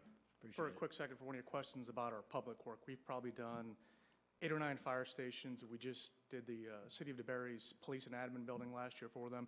Didn't get their fire station job, but we probably do $6 or $7 million worth of work in municipality work. We're doing a Department of Military Affairs project right now, an armory. It's our 4th armory renovation. So not a lot of community centers get built, but concrete's concrete. I don't know whether it's a community center or a fire station, so the process is the same. So I can assure you that we've got plenty of experience in construction and public work. Well, our union president's here with the fire department, so I'm sure that this building will fit well in with our fire department on the corner. So we appreciate that. Okay. Is there anything else that we need to discuss? Is there anyone in the public who wants to make comments or have any questions before we move forward on one of our major projects? Are we still talking about the community building or not? Yes, sir, that's the only thing we're talking about. You're not selling tickets right now. Okay. It's not even open yet, Mike, so don't try. Well, that was going to be a quick question. I heard 305 days to do the job, but when does the shovel actually go in the ground? And where I'm going with this is we're working on getting Michelle Obama to be the NAACP banquet speaker in 2018. We're counting on that building being ready when we start to reach out to her to bring her here to be our speaker. Ms. Shang has promised me that'll be there before I get out of office, so Mr. Mulligan and Ms. Shang and our rest of our staff here will make sure that that's available. You may not like the price it's going to cost you, but it'll still be available. Well, with Michelle Obama coming in, we can sell the tickets a little higher. I don't believe it's big enough for Michelle Obama up here, but all the hope in the world that you can bring her into town, it would be quite an achievement. Yeah. Remember, the speaker we had at our banquet last year was a police chief that just got elected to Congress. So we got an in with Val Demings. We work what we have, Mr. Mayor. Sir, we work what we have, okay? I don't doubt for a minute that you'll be on the phone to her as quick as you can. Absolutely. But I do want to get back just quickly to what Vice Mayor Novick said, that apprentice program. And I heard him say something about that. Let's really put some legs into that in this area where we got people that really want jobs, need jobs. Let's really, Mr. Mulligan, do what you can to make it known whatever sector outside the normal sector where people might go to look. Let's try to make sure that we have our reach is far with reaching those kind of folks. Ms. Shang may be able to allow to contact several of the local entities. I was thinking of Lucia Manufacturer, that they might have apprenticeship programs that would not hinder their operation, but could be more of an intern type program to watch and see from start to finish what a project like that. So thanks for your comments. We'll look at that. And just my last comment, the Vice Mayor and I can still carry water on a hot day, can't we? Yeah. Mike, when we go to open that facility, I'm going to sell you the first ticket. We're going to sell you a ticket to the grand opening. Vice Mayor, you have the floor. But I didn't get an answer. That was a good question. If this is approved tonight, when do the shovels hit the ground? When do they break the ground? Mr. Boley, what are your plans right now? Well, we have to go through procurement, get them under contract, notice to proceed, be issued, make sure all the fees are paid, pre-construction, pre-development, and then mobilization on their part, and Mr. Mulligan can answer that. But we had planned on getting it in front of you tonight so that we can do that at the end of this year, starting first thing next year. Okay. And you're figuring a little over 300 days construction time, right? 305 days, just From the straight shovel. to it. Yes, from sir. shovel to, okay. Yes, sir. Does that help you? Yes. Okay. Vice Mayor? You ready for a motion? I'm as ready as I can be. Is there no one else in the public has any questions or concern? Seeing none, we'll close the public hearing. Go ahead, sir. I hereby move to award bid number 17002, the Center at Deltona construction of a community center to Mulligan Constructors, Inc., for a total of $7,212,393. That includes $7,163,000 as the base bid, and the alternate one at $49,393. Okay, thank you, sir. That's motions are made. Commissioner Honaker? Second. All right. Thank you very much. I guess we will vote on this.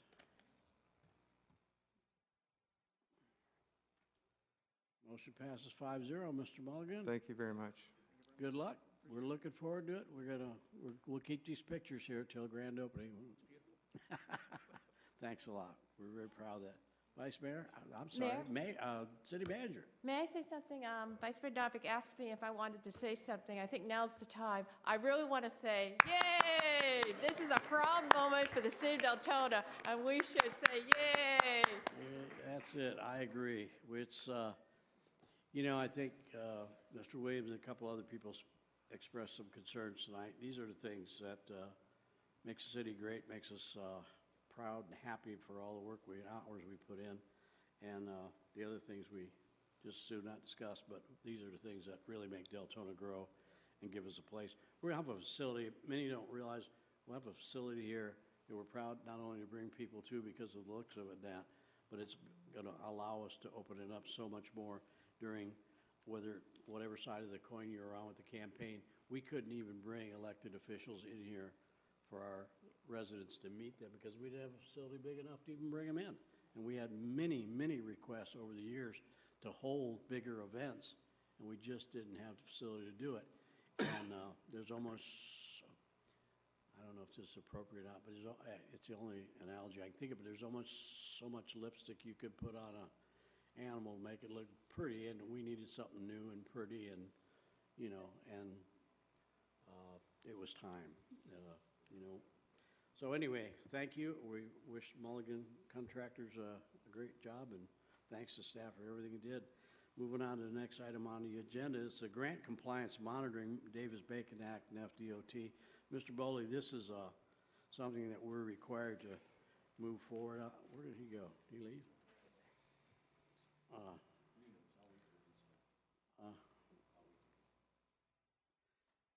You want to give us an update? Some people may not be familiar with the Davis-Bacon Act and why we have to have this monitoring and all.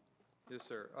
Actually, in addition to that, as we go for grant money, if it's federally funded through the TPO or through CDBG and HUD, there are certain requirements, compliance requirements you have to utilize.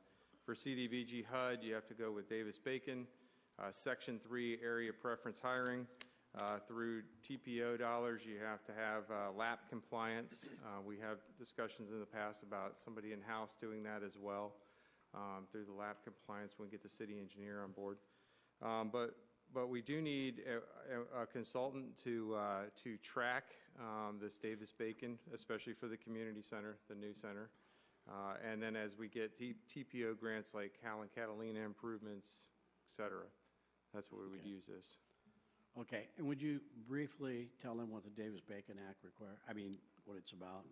Yes, it does ensure local preference hiring that we just talked about in the previous item. It talks about making sure that standard wage labor is monitored and applied to every job that is receiving federal funds. Federal state funding. Okay, Yes, sir. thank you. Any questions by any of the Commissioner Honaker? You have the floor. Thank you, Mayor. This one I do have an issue with. I mean, grants management, when I resigned so I could run, one of the jobs I applied for was Lake Helen City Clerk, and the city clerk there is in charge of grants management. So I took a grants management course just to prepare myself. And we had a grants manager. Granted, that grants manager should not be writing for applying for grants. That's a grants writer. It's a specialty. They tailor their applications for the grant they're going after, and they're good at it. But the grants manager sits down and looks after that and says, okay, you've written this, but don't commit the city to this, no, yes, this. Because you have a timeline, you have to submit certain documents by. But those documents are templated. You change the name, you stick in, it's like making sure that whatever job that they're doing, the wage grade is correct.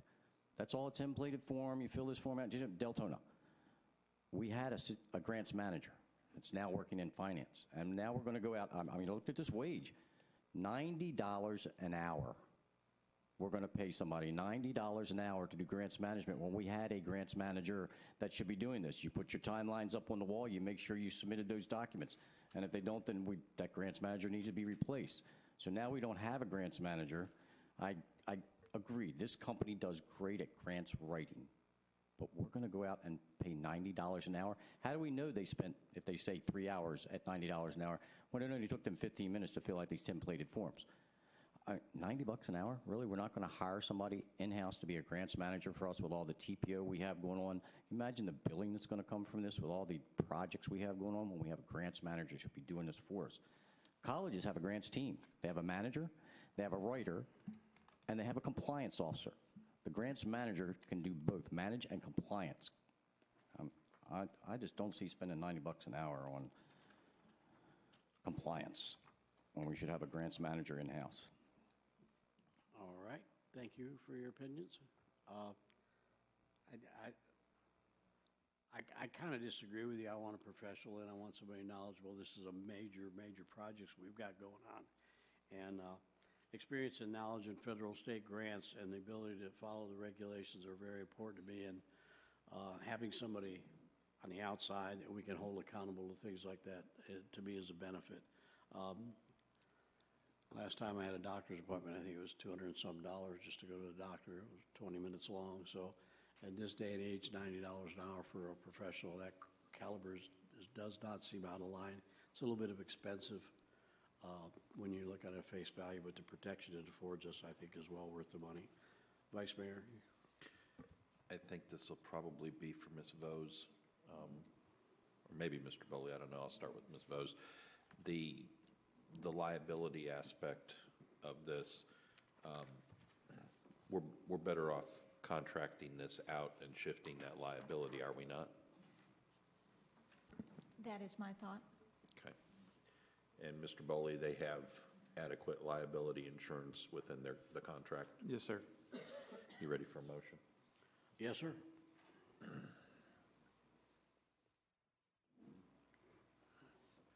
I hereby move to select Guardian Community Resource Management, Inc. for the monitoring for the Davis-Bacon and FDOT grants. All right, thank you, Commissioner Hertzberg. Second. Okay, it's been moved and seconded. Is there anyone in the audience who wants to speak for or against this motion?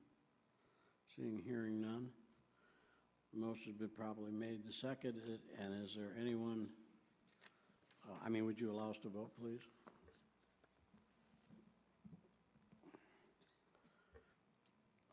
And tally? Excuse me, Mr. Williams wants to talk.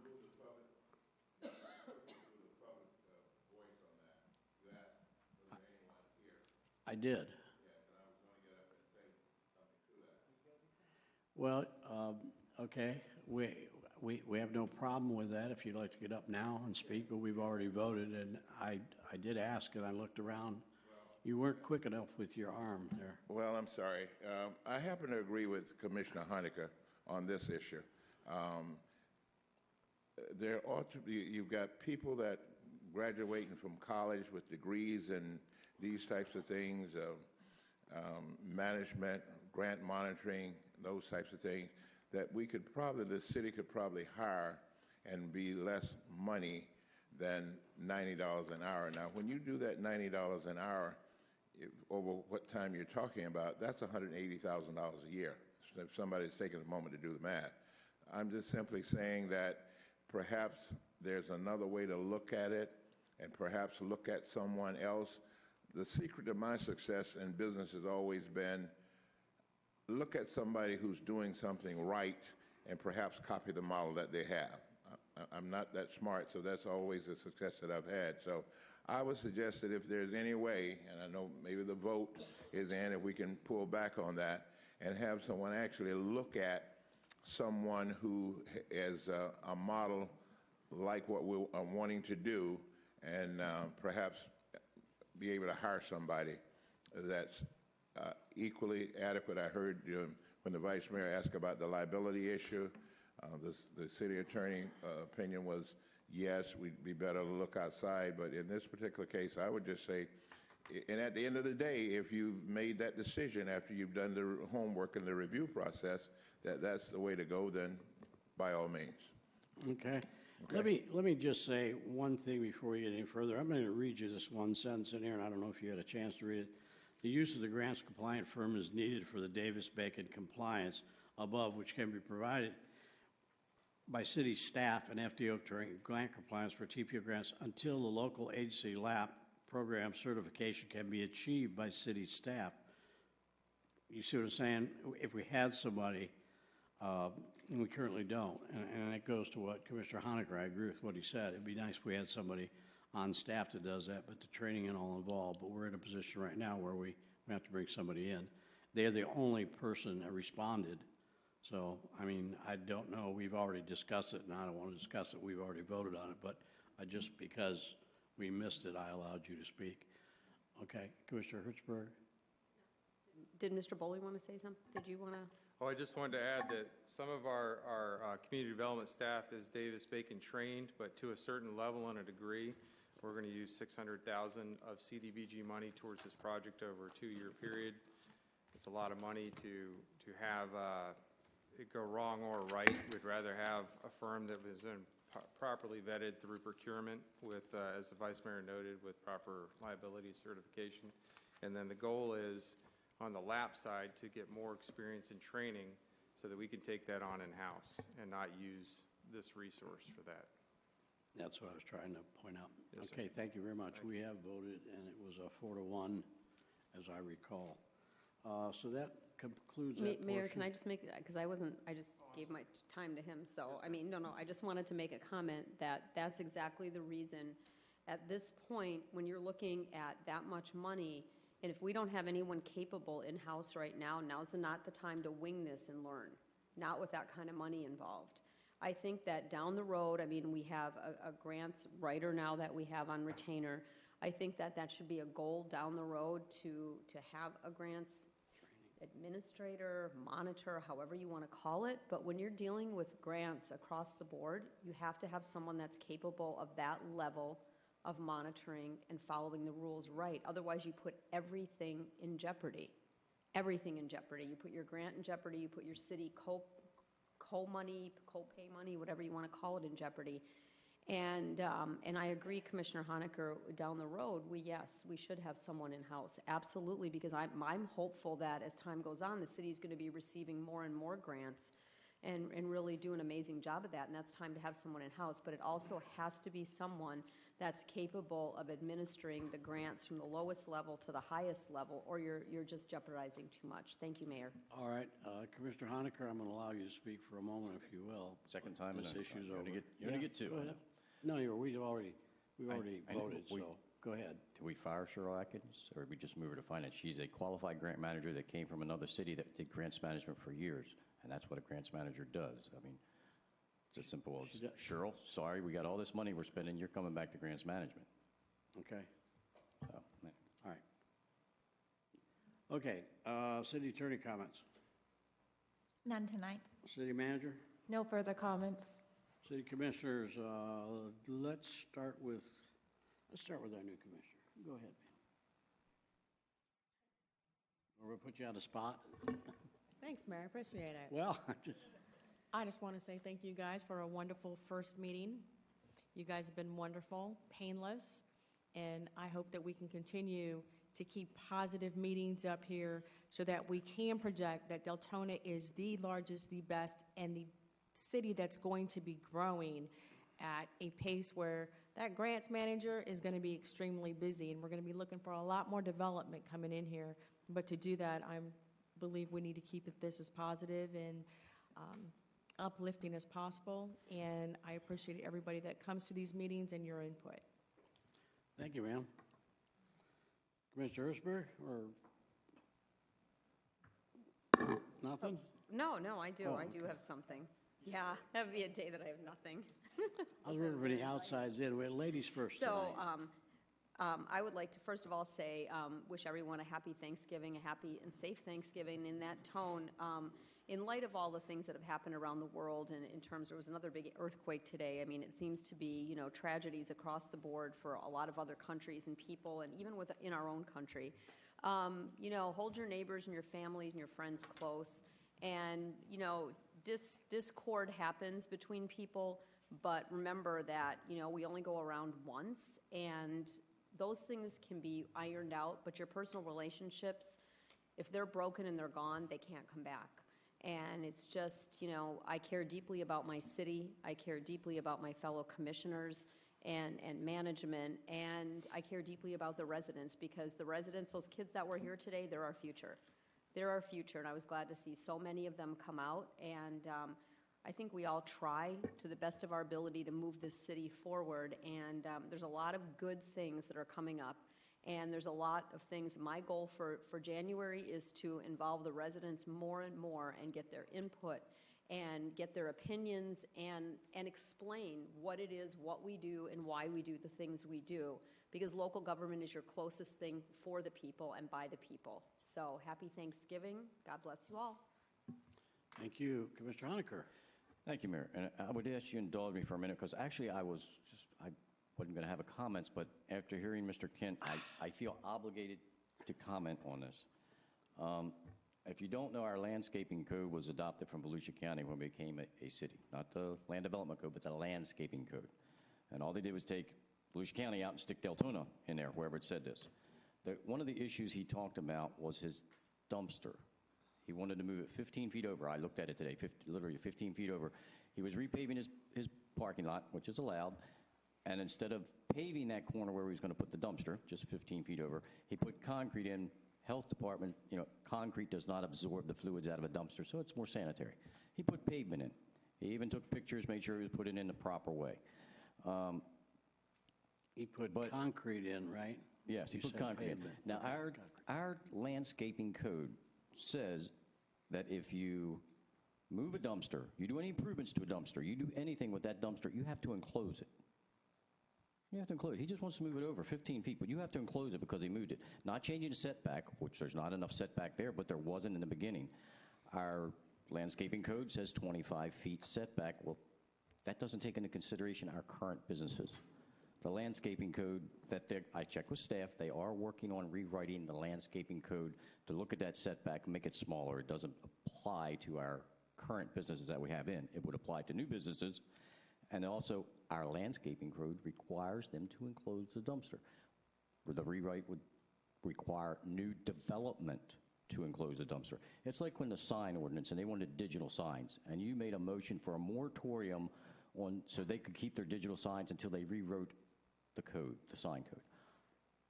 Indulge me. I just want to make a motion that we have a moratorium on having to enclose dumpsters because they move it over 15 feet. And an example, are we treating everyone the same? Dog Patch Pub wanted to move their dumpster over. I haven't made a motion yet. It's a pub we have. Real name? Dog Patch? Isn't Dog Patch or Bulldog Pub. Yeah, they wanted to move their dumpster over because they wanted to put a picnic table outside their back door so their employees could sit there. What's your request? They did not make them enclose it. My motion is that we my request is that we concur to do a moratorium on having to enclose dumpsters and put in variances if your setbacks don't meet until they finish rewriting the landscape code and it comes before us. We're really putting a hardship on our businesses. So I'm just requesting a moratorium like we did with the digital signs. On enclosing a current dumpster. Yes, let them move it without enclosing it until we get the rewrite. And then if they still say enclose it, we'll have to enclose it or put it back. But all we want to do is move the dumpster over. And they said, no, you move it, you got to enclose it. Because they're abiding by our ordinance. The employees are doing their job. They're abiding by our ordinance, but it's making it pretty tough on the businesses. Okay, I'm going to ask, I don't know who, is there a rewrite underway? I mean, if we have no rewrite at all, we don't know how long it's going to take.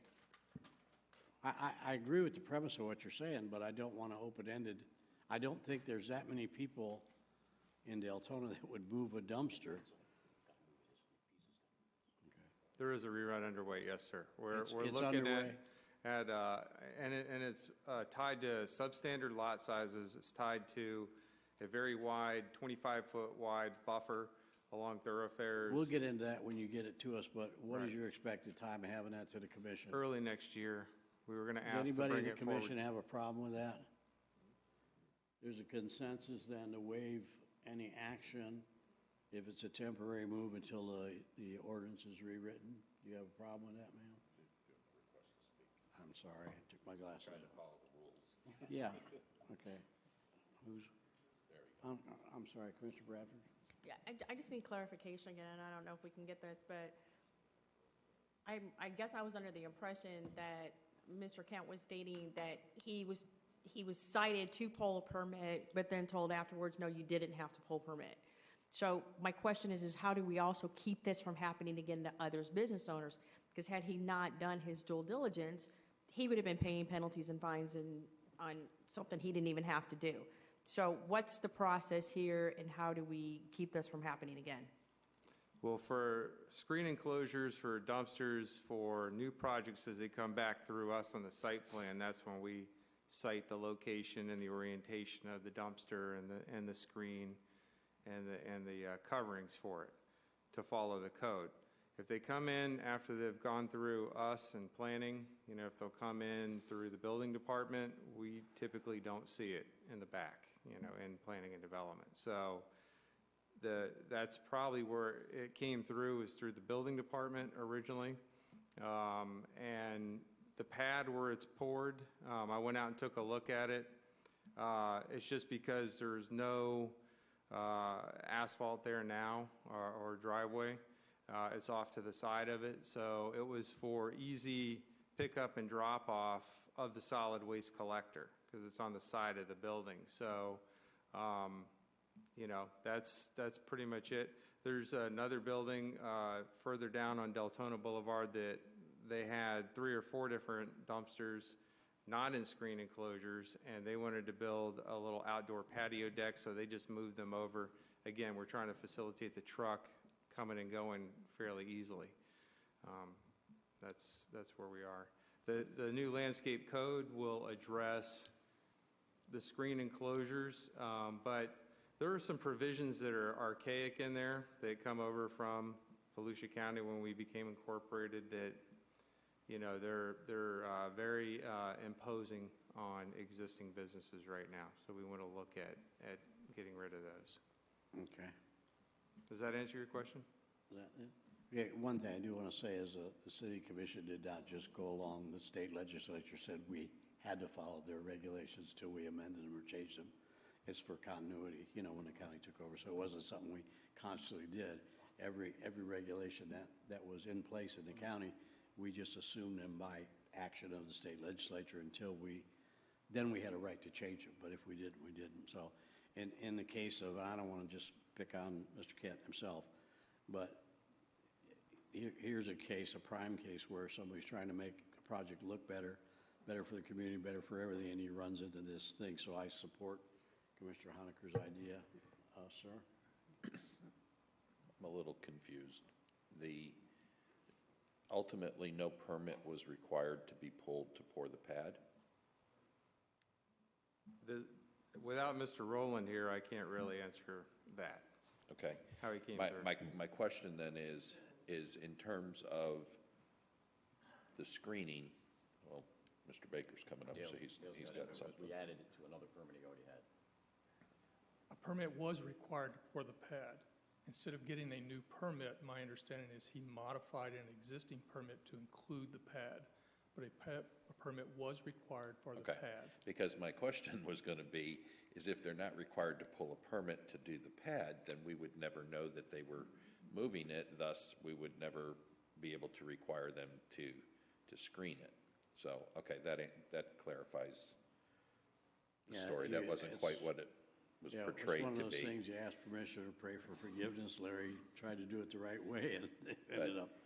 As long as we are going to continue to require, for lack of a better term, a retrofit when there is a change, a modification made to the location, then they need to comply with the current screening requirements, because we're all talking about beautification, and dumpsters aren't a pretty thing, so they're a necessity for businesses. I realize that, but I want to make sure that we still have the screening provision. Now, I'll be interested in looking at the materials that we choose, because the cypress wooden fences that fall apart and get knocked down and aren't maintained, and there's no inspection process that's ongoing to require maintenance on those, that I'd like to do away with, but we need to have a better list of materials used for the screening. Thank you. Okay, Commissioner Hertzberg? Thank you, Mayor. I don't have a problem with this at all. Commissioner Honaker, Okay. I think that we as a city need to start as we grow and as things change in the city, and the landscape is to be even more urban, we need to make modifications from the older things that were there when this was a city of half the residents, half the homes, and half the businesses. So, I think as time goes on, and even Commissioner Sukup in the past had suggested, looking at the different fencing, the regulations for driveways and everything, and be able to have whatever the correct word is, variances or whatever, to start addressing these issues where people want to beautify or upgrade, but are hemmed in by antiquated regulations. So I strongly support us looking at that. We have to be flexible as we grow. It's the nature of growth, and it's the nature of the changing times. Thank you, Mayor. Thank you. Ms. Shank, it's the opinion of the commission that we waive that requirement temporarily until the rewrite is done, and if the rewrite requires that we notify them that although we're not requiring it today, they may have to comply within a reasonable time after the approval. Is that, everybody in favor of that? Okay, we'll move along. Vice Mayor, you have the floor. Thank you, Mayor. I believe. I'd like us to, well, first of all, let me say the West Volusia Summit on Saturday that all of us up here, except Becky, attended. City Manager Shang was there with these commissioners. Was a very, very productive intergovernmental meeting that we had, and we tackled we discussed some significant topics.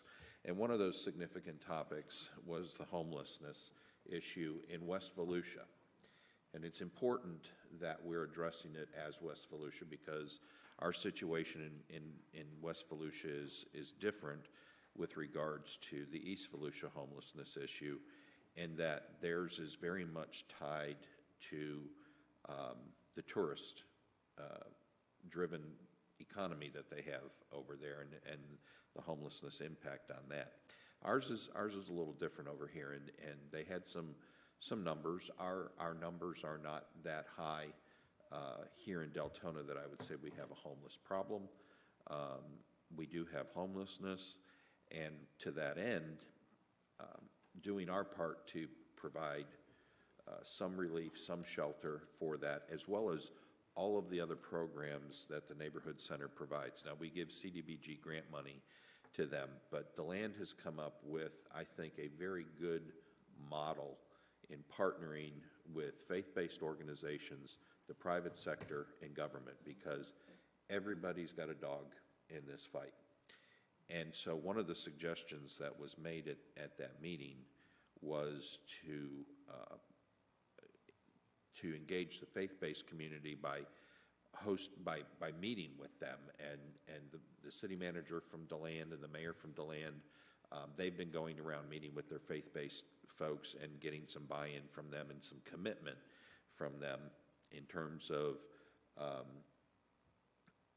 their time, their treasure, their talent, whatever they can provide.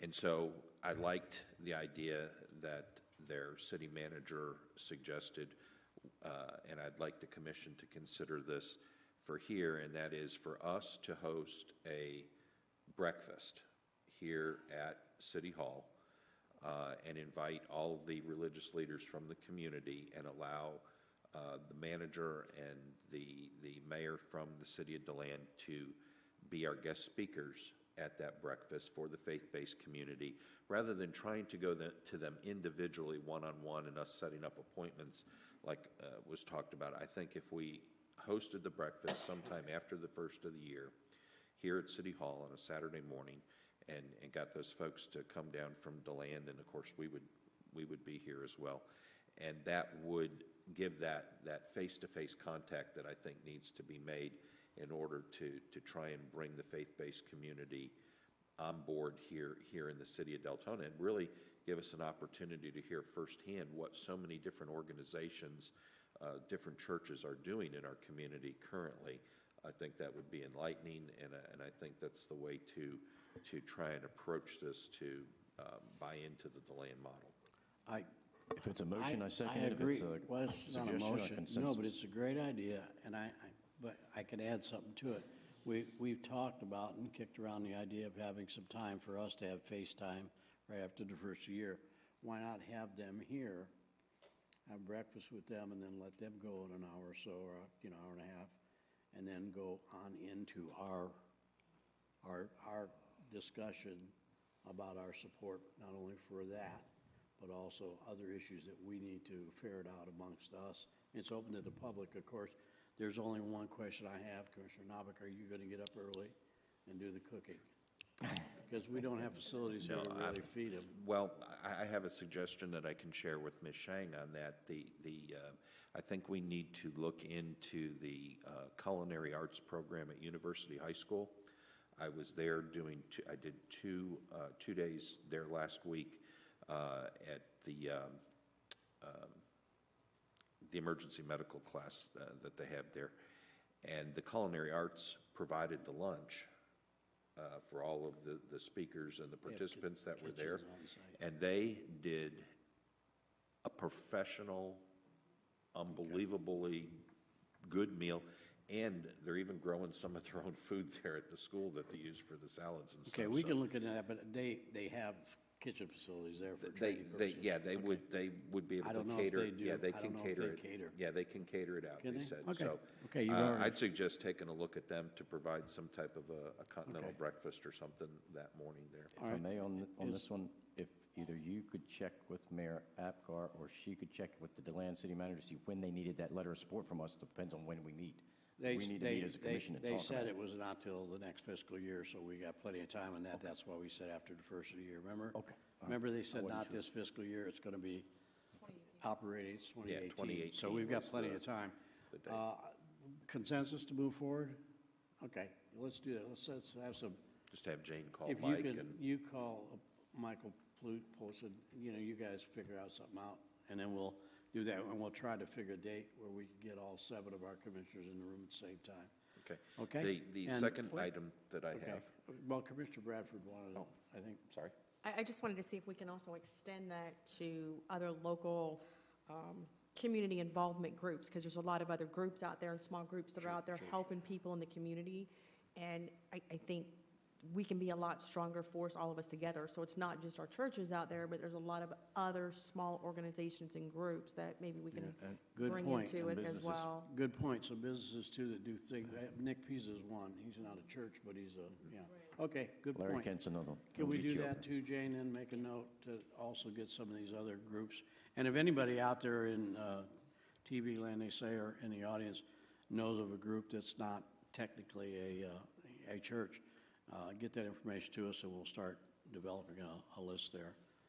Okay? The other item Yes, sir, that I you have- wanted the commission to have us give direction to the manager and to the attorney for a future agenda. As we all know, the medical marijuana passed this last election for the state of Florida. And the last time it was on the ballot, we brought forth an ordinance with regards to controlling distribution locations and grow locations, and then there was information that was in that legislation that also dictated where some of those things could take place. I'd like a consensus to give the attorney direction to go ahead and research the new law, see what impact it's going to have on us, and give us a report, make it an action item under new business, and we can start with that report from the attorney to find out just where we stand as a city, what we can dictate through ordinance, how it affects land development code, all of those things that we'll be faced with.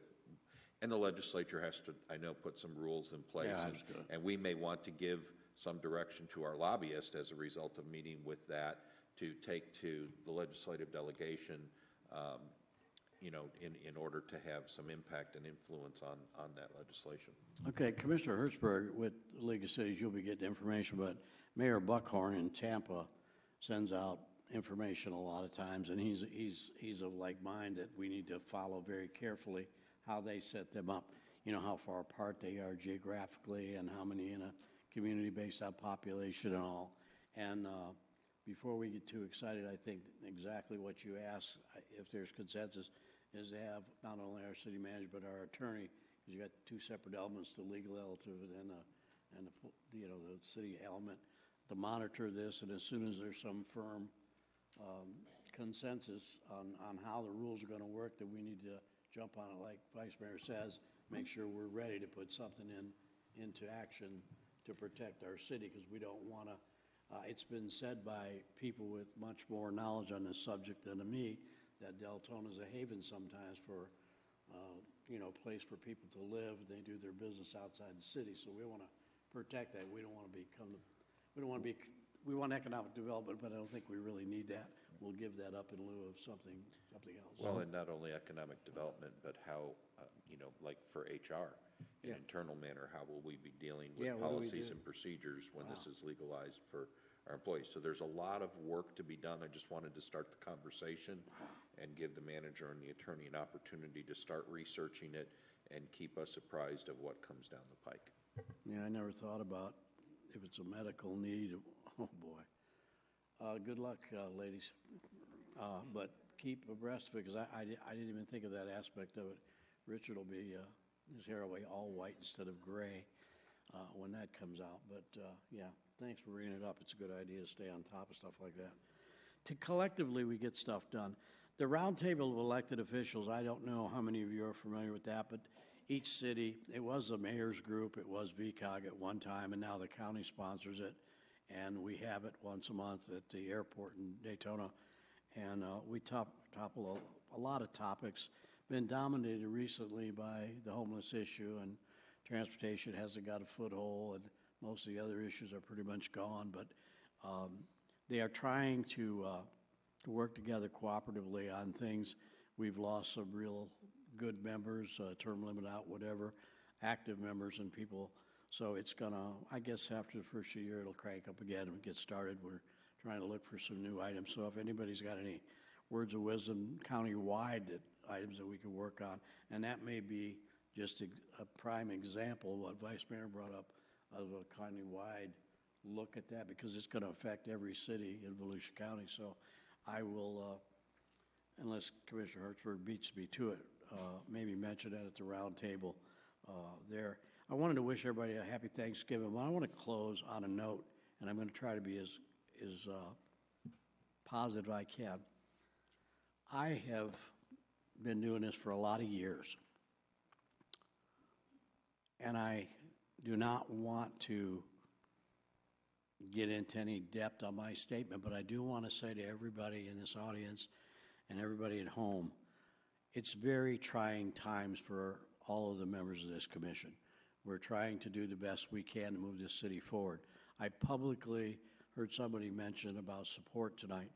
I publicly support my city manager and my city attorney and our staff for what they're doing for this city. Unfortunately, others have a difference of opinion, which is all our right. But I think we have to work together. We have to put things aside. The things that some of you see, I see way more than I want to see. Reminds me of one of the commercials on TV, which I won't go into, but there are things that happen in our city with social media. The President of the United States talked about it a few weeks ago, and it's happening right here in Deltona, Florida. Everybody has a right to their opinion. Opinions are not facts. Please get the facts, move forward. And I personally want to say, it publicly again.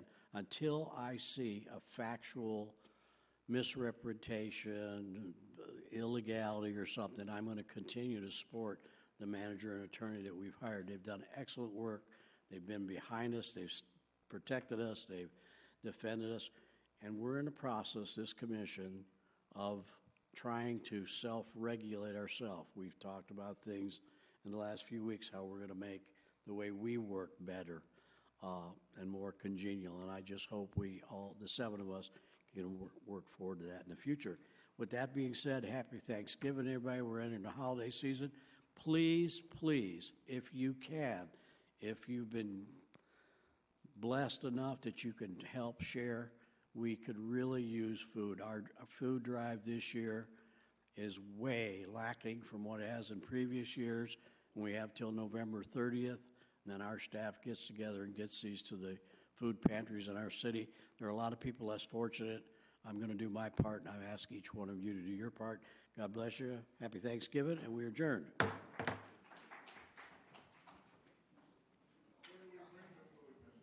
Bring it to my house right after Thanksgiving. Right.